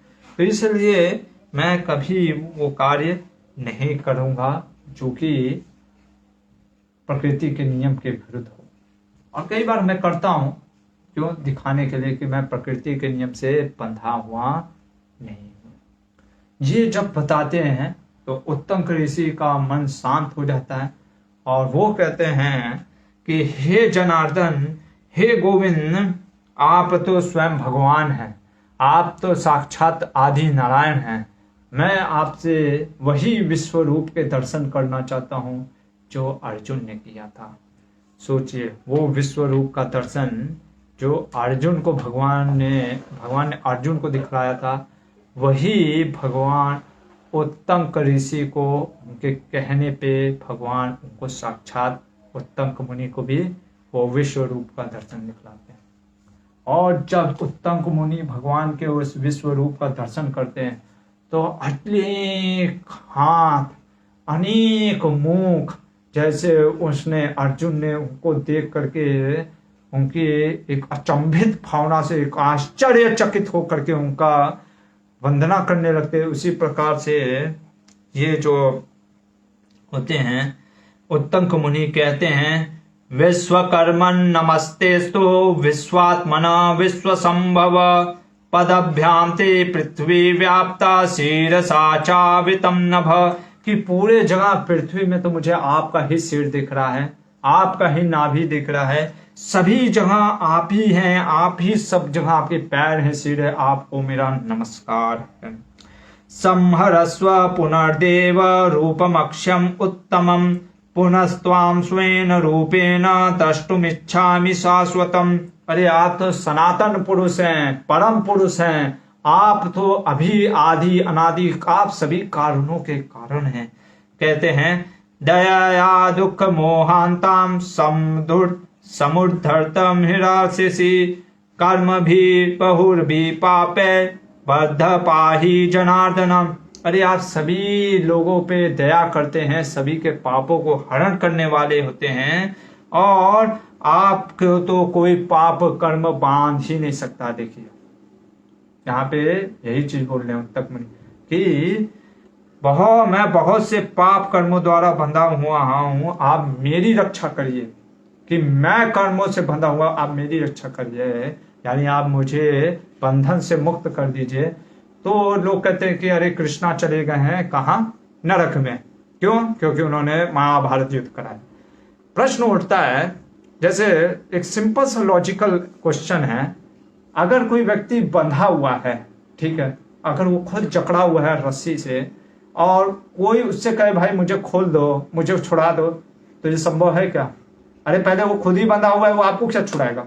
तो सिंपल सा चीज है, यानी अगर कोई बोल रहा है कि भाई छुड़ा दो, या तो ये व्यक्ति पागल है जो बोल रहा है, और हमको तो लगता नहीं है उत्तंक मुनि, क्योंकि अभी हम देखेंगे उनकी भक्ति, तो उत्तंक मुनि अगर पागल तो है नहीं, तो यानी उत्तंक मुनि जो बोल रहे हैं कि मुझे भी आप छुड़ा दो, यानी ये जानते हैं कि भगवान को कोई बंधन से मुक्त होंगे तभी वो छुड़ा सकते हैं। तो इसलिए मेरा उन लोगों से निवेदन है कि कृपया करके थोड़ा सा शास्त्र को पढ़ें, कि जिसमें साफ साफ लिखा है कि भगवान को कोई कर्म बांधते नहीं है। इवन दो भगवान को कोई श्राप लग ही नहीं सकता, कोई भगवान बंधन में नहीं पड़े गंधारी के कि गंधारी ने श्राप दे दिया तो लगेगा। ये भगवान की इच्छा है कि गंधारी का श्राप लगे, क्योंकि फिर कैसे जाएंगे यादव?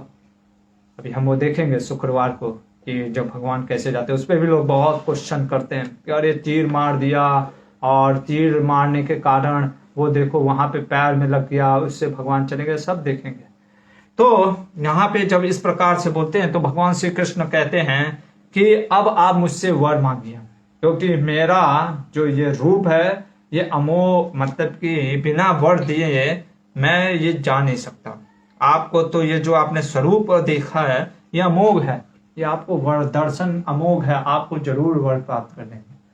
तो उत्तंक ऋषि यहाँ पे वरदान मांगते हैं और कहते हैं कि भगवान मुझे ये वरदान दीजिए, क्योंकि मैं मरुस्थल में हूँ, रेगिस्तान डेजर्ट एरिया में, यहाँ पे पानी की बहुत कमी है। तो कृपया करके जब भी मुझे प्यास सताए तो आप कृपया करके मेरे को पानी की व्यवस्था कर दीजिए।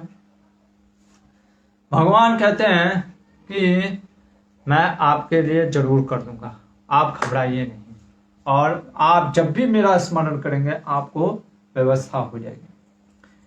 यहां पे भगवान बोल करके आगे चल देते हैं।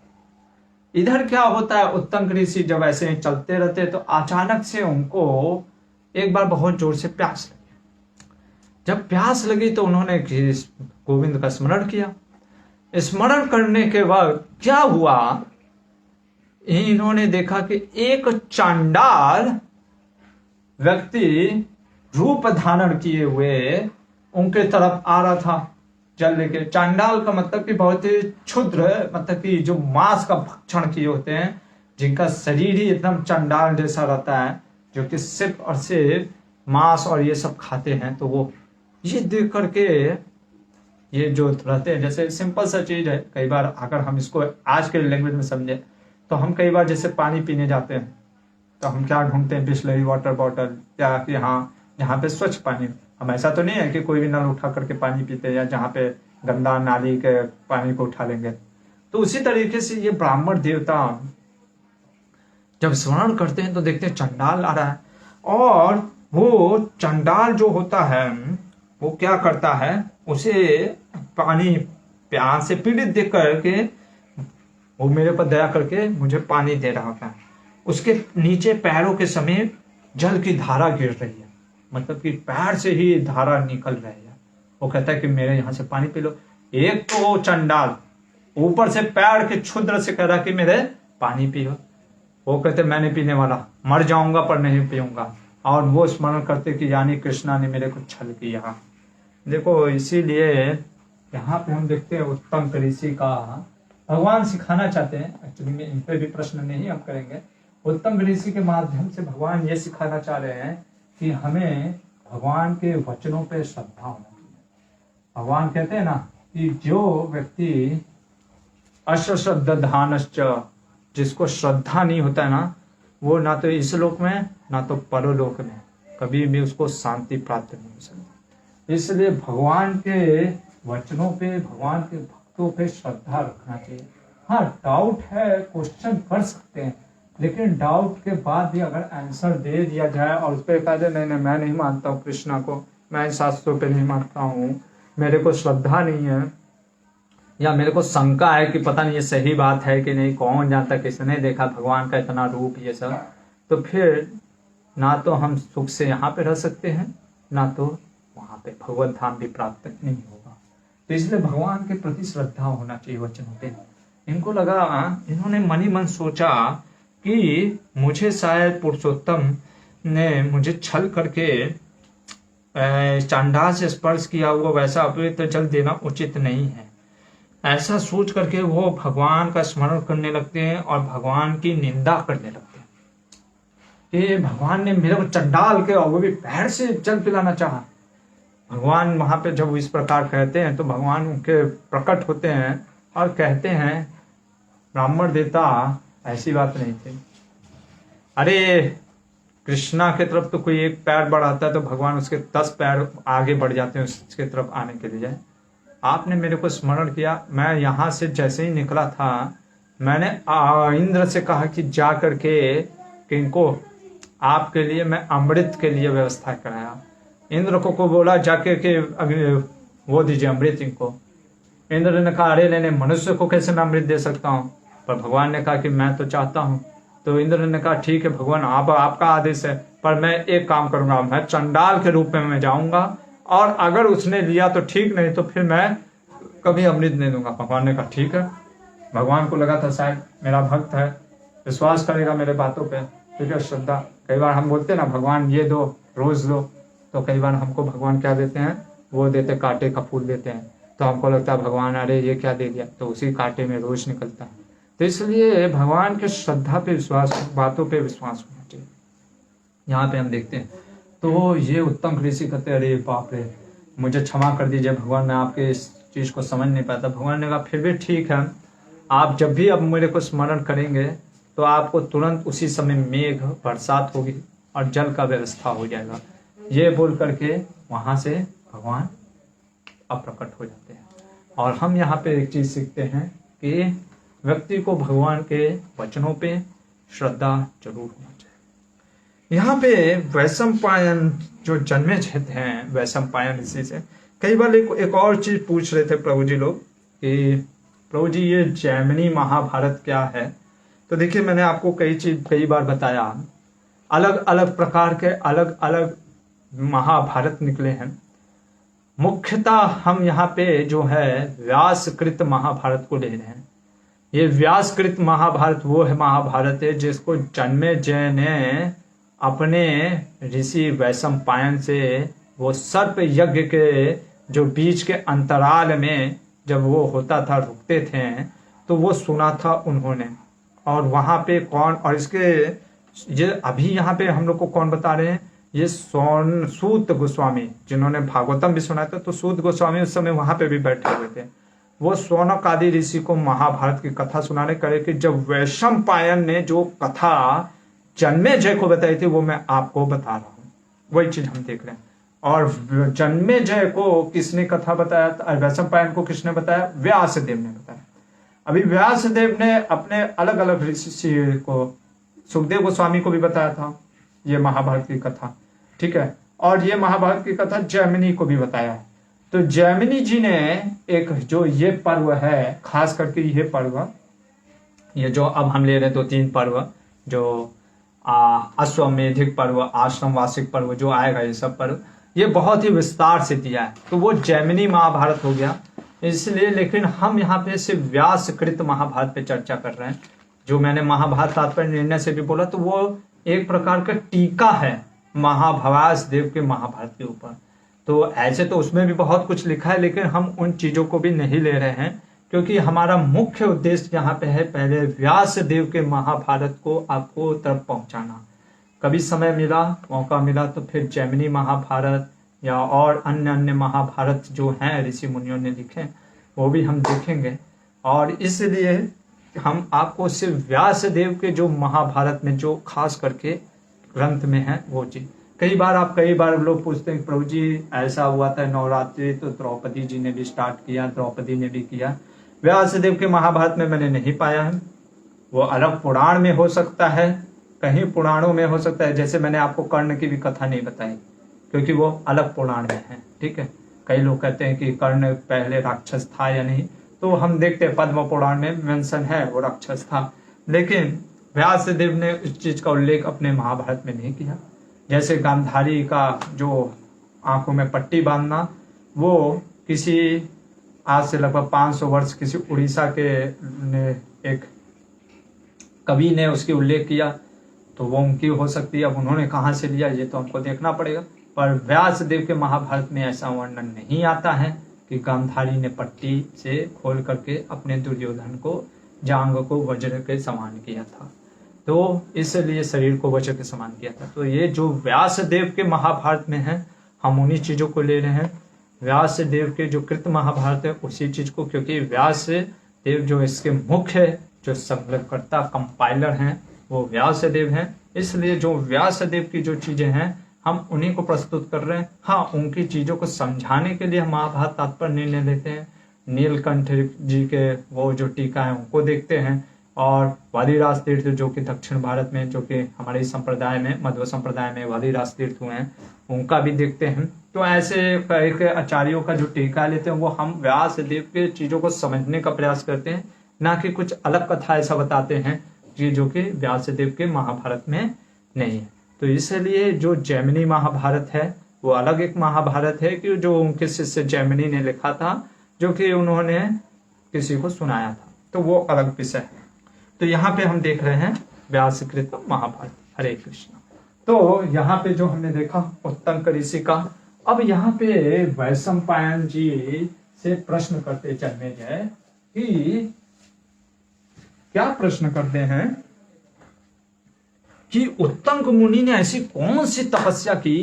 भाई मतलब कई बार अगर हम बोलते ना अरे उसने चैलेंज दे दिया उसको चीफ मिनिस्टर को, तो कहते हैं अरे ऐसा क्या पावर है उसके पास कि चीफ मिनिस्टर या प्राइम मिनिस्टर को चैलेंज दे दिया। तो उसी तरीके से ऐसा क्या उत्तंक मुनि ने तपस्या किया था कि भगवान को चैलेंज कर दिया कि मैं आपको श्राप दूंगा। और दूसरा चीज, भगवान भी प्रसन्न हो गए, क्या उनको अपना विश्व रूप दिखाया। तो क्या है ये उत्तंक मुनि की, ऐसा उन्होंने क्या किया कि भगवान ने उनको विश्व रूप का दर्शन दिखाया और वो भगवान तक को भी क्रोधित होकर के श्राप देने की बात कर रहे थे।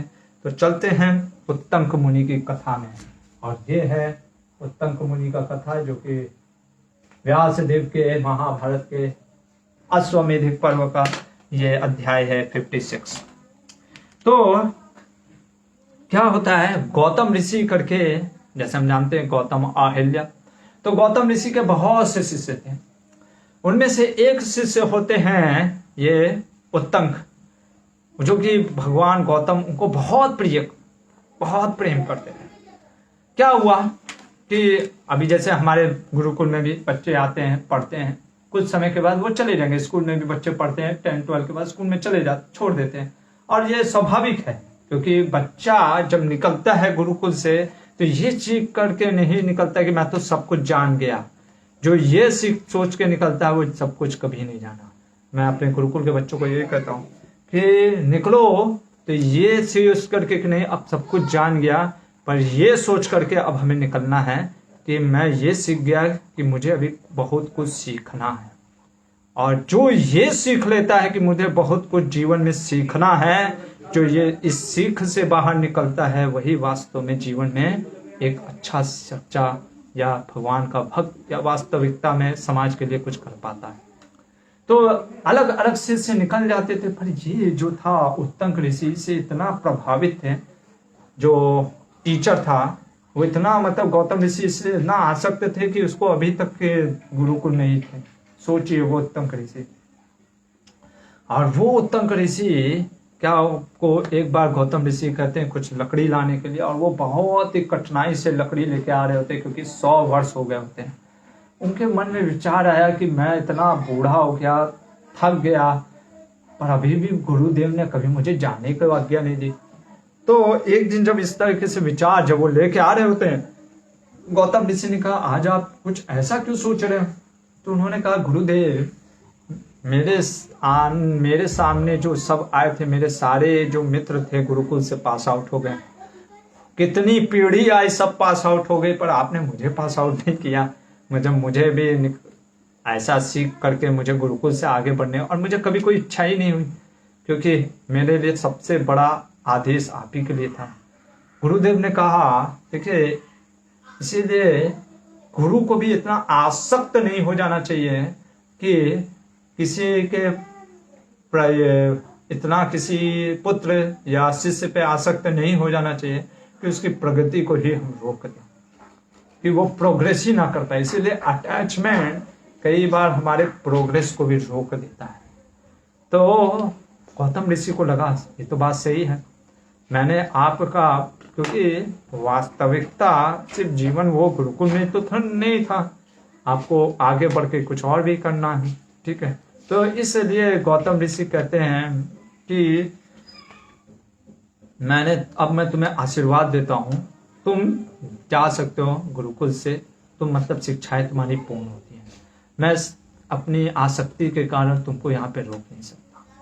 तो ये कहते हैं कि गुरुदेव आपकी कोई गुरु दक्षिणा तो बताइए। कहे कि तुमने मुझे प्रसन्न कर दिया, एक गुरु को प्रसन्न कर देना ही सबसे बड़ी उस गुरु दक्षिणा है। और चूंकि तुम फिर भी कर रहे हो तो मैं तुमको आशीर्वाद देता हूँ कि तुम 16 साल के जो तरुण हो जाओ, 16 साल के जो युवक के जैसे हो जाओ, और तुम मेरी जो पुत्री हो, कन्या है, उसके साथ विवाह करो, क्योंकि तुम्हारे तेज को धारण करने वाला कोई कन्या नहीं है यहाँ पे लिखी। फिर वही आया कंपैटिबिलिटी के बाद।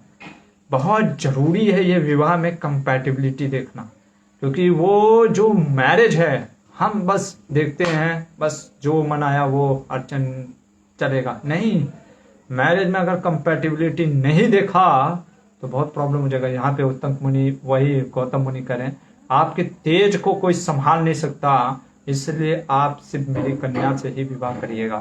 तो ये कहते ठीक है। इधर वो अपने गुरु माँ के पास जाते हैं और आज्ञा लेते हैं कि अब आज्ञा दीजिए, कोई आपके लिए कार्य करना है तो बताइए। उनकी गुरु माँ कहते हैं कि नहीं, तुमने तो इतना अच्छा कार्य किया, अब तुम हमारी पुत्री से विवाह कर लेना।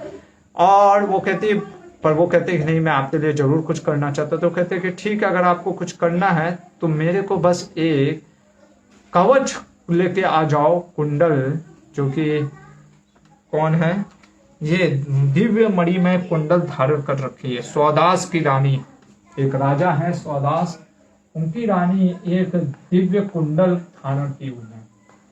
कैसा कुंडल है मैं अभी आपको बताता हूँ। वो मणिमय कुंडल आप लेकर के आ जाओ। ये कहते हैं उत्तंक, अरे हाँ, उत्तंक ऋषि मुनि जो शिष्य होते हैं, वो कहते हैं ठीक है गुरु माता, आपके लिए मैं इतना करता हूँ। और वो वहां से निकल जाते हैं सौदास के पास, उससे ये मांगने कुंडल। इधर जब गौतम ऋषि आते हैं आश्रम में, कहते हैं कि अरे आज उत्तंक दिख नहीं रहा, लग रहा आज ही निकल गया क्या। कहते हैं गुरु माँ की नहीं, मैंने उसको भेजा है। कहाँ? तो सौदास के यहाँ से कवच कुंडल लाने के लिए। वो कहते हैं आप पागल हैं क्या? अरे सौदास वो राजा भली, लेकिन अभी उसको श्राप मिला है, वो नरभक्षी है, राक्षस है, वो तो स्वयं ब्राह्मण को खा जाएगा उत्तम को। तो ये जो होती है अहिल्या, वो कहती है कि मुझे आपके इस शिष्य उत्तम पे भरोसा है, उसकी गुरु भक्ति पे भरोसा है कि उसका कभी सर्वनाश नहीं हो सकता। ये सोच करके इसलिए मैंने उसको वहां पे भेजा। इधर उत्तम जो होते हैं वो चाहते हैं, आगे बढ़ते रहते हैं और वो वहां पे इसी राजा के पास पहुंच जाते हैं, जो कि दिन का छठे भाग में राक्षस हो जाते थे। उन्होंने कहा बहुत अच्छा हुआ आज तुम मिल गए, मेरे को भूख भी लगी थी, अब मैं तुझे खा करके संतुष्ट हूँगा। जिसने कहा कि देखिए मैं अभी गुरु दक्षिणा लेने के लिए आया हूँ, और जो गुरु दक्षिणा लेने के लिए आए होते हैं, उद्योगशील होते हैं, उनकी हिंसा नहीं करनी चाहिए, इसलिए कृपया करके मुझे गुरु दक्षिणा में ले लेने दीजिए, फिर आप हिंसा करिए। नो कहा नहीं, मुझे भूख लगी, मैं तो तेरे को खाऊंगा। कहे कि ठीक है आप खा लीजिएगा, मैं आपके पास वापस फिर आऊंगा, बस आप मेरे को वो कवच जो कुंडल है, कवच नहीं कुंडल, वो मेरे को दे दीजिए, मैं अपनी गुरु माँ को दे करके वापस तुम्हारे पास फिर आऊंगा। कहे कैसा कुंडल? तो कहे जो आपकी महारानी कुंडल धारण करती है। कहे तो इसने कहा देखो अभी मैं रानी के पास नहीं जा सकता, क्योंकि मैं अभी राक्षस योनि का हूँ, क्योंकि अगर मैं रानी के पास गया तो मैं उससे भी खा जाऊंगा, तो इसलिए इस समय मैं उनके पास तो नहीं जा सकता, पर हाँ तुम उनसे जा करके कुंडल ले लो और अपनी गुरु माँ को देने के बाद मेरे पास आ जाओ, और मैं तुम पे भरोसा करता हूँ, तुम वापस आओगे। ये सुन करके फिर वो जो होते हैं उत्तंक आगे बढ़ते हैं, रानी के पास वो जाते हैं और रानी से बोलते हैं कि आप कृपया करके, वो महारानी का नाम होता है मदयंती, तो कहते हैं कि आप कृपया करके हमको आप अपना कुंडल दे दीजिए, क्योंकि आप ही के प्रति सौदास जी ने कहा है कि कुंडल देने के लिए।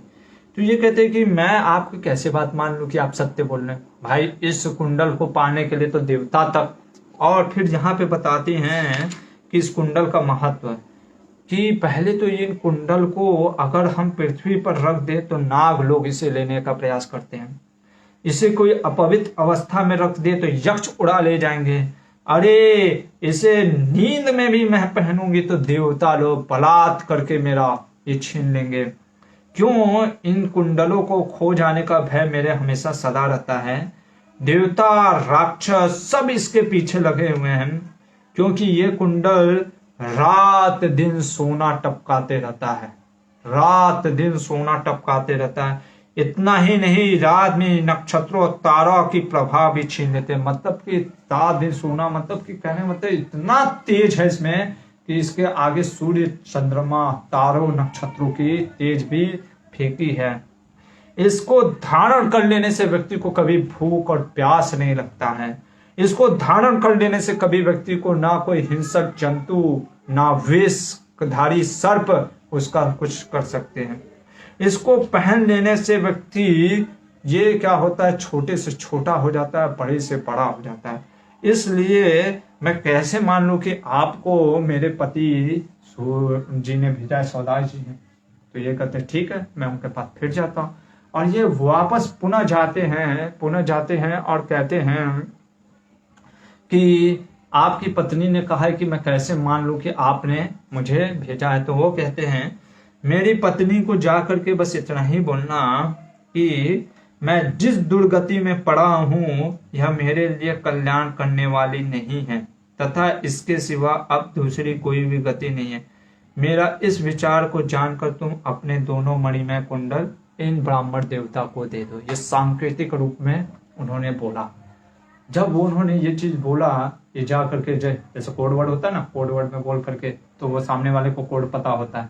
तो उसी तरीके से जब इन्होंने कोड वर्ड में ये बात करके भेज दिया तो उन्होंने उनकी पत्नी को बताया, तो वो कहते हैं हाँ आपको तो पति ने भेजा। तो वो कुंडल निकाल करके देते। अब इनके मन में प्रश्न हुआ कि ये कोड वर्ड था क्या भाई, अल्फा बीटा, हाँ चाली चाली कमांड चाली 1 2 3, तो ये है क्या भाई।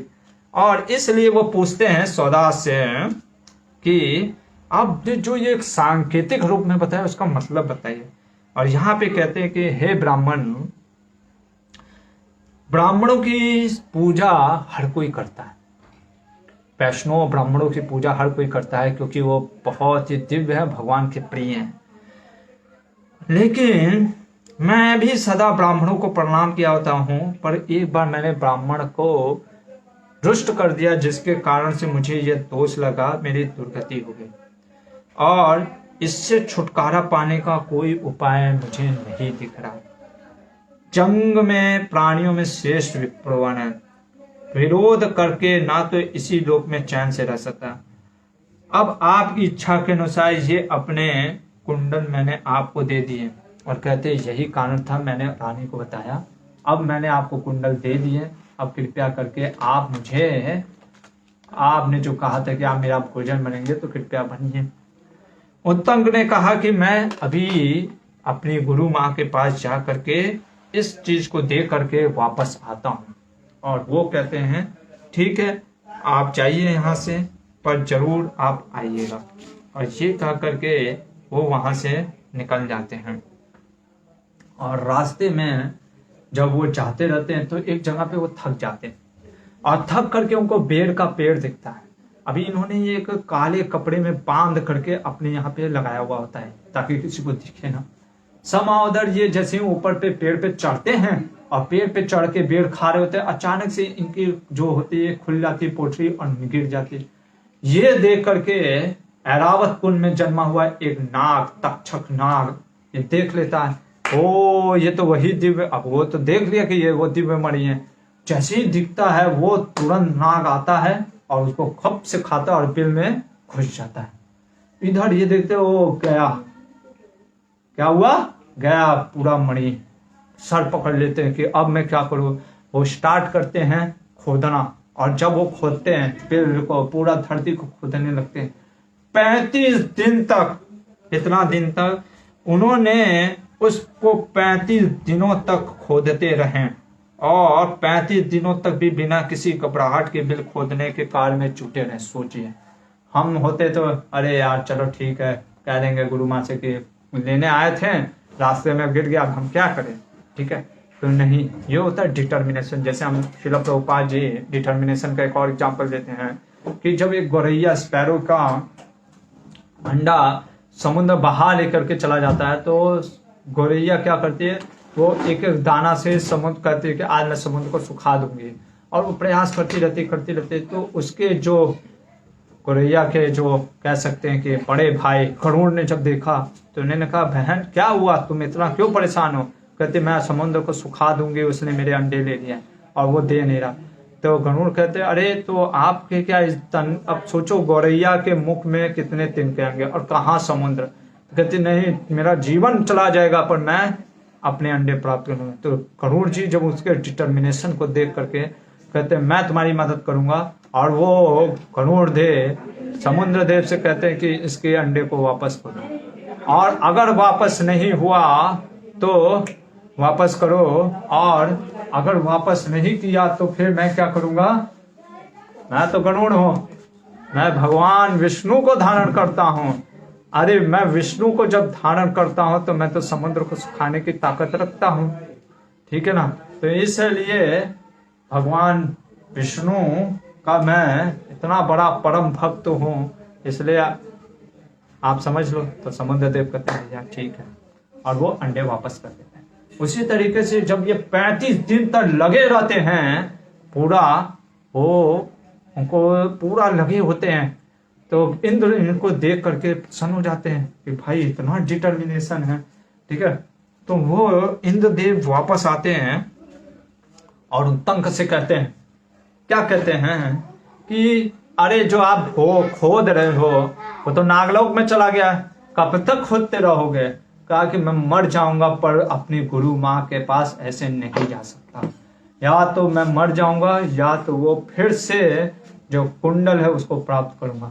भगवान ने कहा तुम्हारी तपस्या से मैं प्रसन्न हूँ, तुम्हारे इस जिस वो लोहे से वो खोद रहा होता है उसको इंद्र ने वज्र जैसा बना दिया। कहा अब ये वज्र के जैसा काम करेगा। अब इंद्र का वज्र एक ही प्रहार मारा, सीधे वो जा करके पाताल लोक तक खोद दिया, और वो जा करके सीधे नागलोक में प्रवेश करते हैं।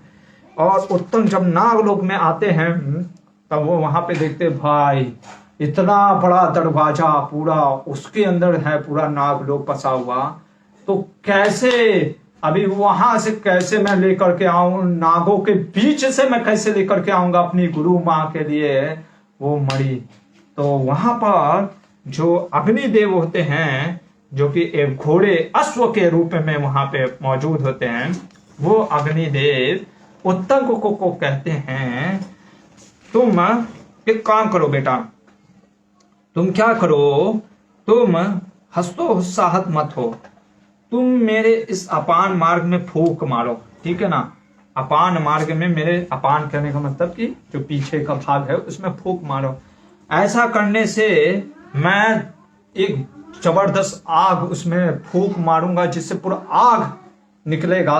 वो अश्व के रूप में आते, आग मुंह से आग निकलेगा और नाग अपने आप ही तुमको वो दे देंगे। उन्होंने कहा ऐसा कैसे मैं कर सकता हूँ, घोड़े के वो भी अपान में मैं कैसे, ये उनको लगता है कि उनको थोड़ा सा संकेत होता है। वो कहते हैं कि मैं आप पे कैसे विश्वास करूं आपके इन कथनों पे।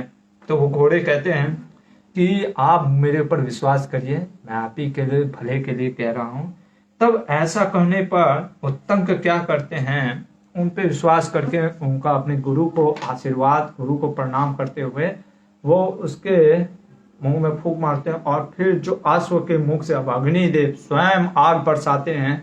तब जब आग बरसाते तो पूरा नागलोक दहकने लगता है, वासुकी से लेके सब दहकने लग जाते हैं। कहते हैं अरे ये क्या हो गया है। तो सभी लोग कहते हैं कि अरे तो आग आ गया है, अग्निदेव स्वयं प्रकट हो गए हैं।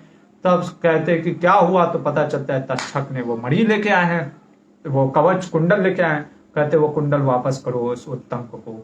और ये कर करके जब कुंडल वापस मिलता है उत्तंक को, और उत्तंक वो कुंडल ले करके जाते हैं अपने गुरु माँ अहिल्या को देते हैं।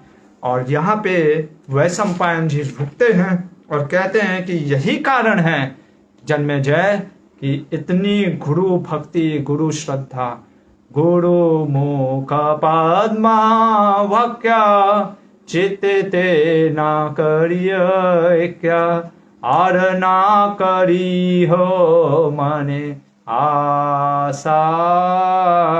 हम लोग प्रतिदिन गाते हैं जनोत्तम दास ठाकुर के जो गीत, जैसे हम हर दिन संसार दावा नल नीढ़लोका प्रणय कारुण्य घना घनात्मं प्राप्तस्य कल्याण गुणारवस्य वंदे गुरु श्री चरणारविंदम। कि ऐसे गुरु के श्री चरणों में वंदना करते हैं जो इस संसार के दावाग्नि को अपने करुणा से, क्योंकि भगवान तो करुणा सागर है, लेकिन अग्नि को बुझाने के लिए सागर कैसे लाएंगे, या तो पानी बकेट, कितना बकेट पानी लेंगे। तो वो करुणा सागर, जो सागर से भगवान की करुणा को ले करके बादलों के रूप में जल बरसाते हैं, ऐसे गुरु क्या करते हैं, हमको इस संसार दावाग्नि से निकालते हैं। तो ऐसे गुरु की महिमा है कि उस गुरु की प्राप्ति के कारण, गुरु की सेवा भक्ति के कारण इनको भगवान के विश्व रूप तक का दर्शन हो गया। तो वही भगवान, अगर हम भी गुरुजनों, खास करके श्रील प्रभुपाद जी के जैसे महान भक्तों का अगर हम आश्रय लेते हैं, ऐसे गुरुओं की सेवा करते हैं। भगवान स्वयं बोलते हैं तद्विद्धि प्रणिपातेन परिप्रश्नेन सेवया उपदेक्षन्ति ते ज्ञानम ज्ञानिनस्तत्वदर्शिना। ऐसे ज्ञानी, ऐसे भगवान के भक्तों का, जिनको भगवान का दर्शन है, उनके तत्वों का ज्ञान है, जो कि हमको जन्म कर्म से, उनके भगवान के जन्म कर्म को तत्वों का ज्ञान हो जाने से भगवान के धाम जा सकते हैं। ऐसे भगवान के भक्तों का अगर हम आश्रय लेते हैं तो हम भी, क्या होता है, भगवान का जैसे उत्तम को विश्व रूप का दर्शन हुआ है, शायद हमको भी वजेंद्र नंदन सूत भगवान श्री कृष्ण के दर्शन प्राप्त हो सकते हैं। तो यहाँ पे अब हम रुकेंगे और कल देखेंगे बहुत ही विशेष कथा कि ये बब्रुवान है कौन जिसने अर्जुन को मार गिराया। सही में अर्जुन, कल मृत्यु हो जाती है अर्जुन की। और क्या अर्जुन का ऐसे ही मृत्यु होता है? जिसको कर्ण ने नहीं, जिनको कर्ण ने नहीं मार पाया, कर्ण ने जिनको नहीं मार पाया, भीष्म पितामह जिनको नहीं मार पाया, द्रोणाचार्य जिनको नहीं मार पाया, ऐसे अर्जुन को एक बब्रुवान ने मार डाला। कौन है ये बब्रुवान? और इतनी ताकत कैसे आ गई कि भगवान कृष्ण के होते हुए भी अर्जुन की मृत्यु? तो क्या भगवान अब क्या करेंगे? उन्हीं का प्राण प्रिय अर्जुन की मृत्यु हो गई। कल इस विशेष कथा को देखेंगे। बहुत बहुत धन्यवाद। हरे कृष्णा। श्रील प्रभुपाद की जय।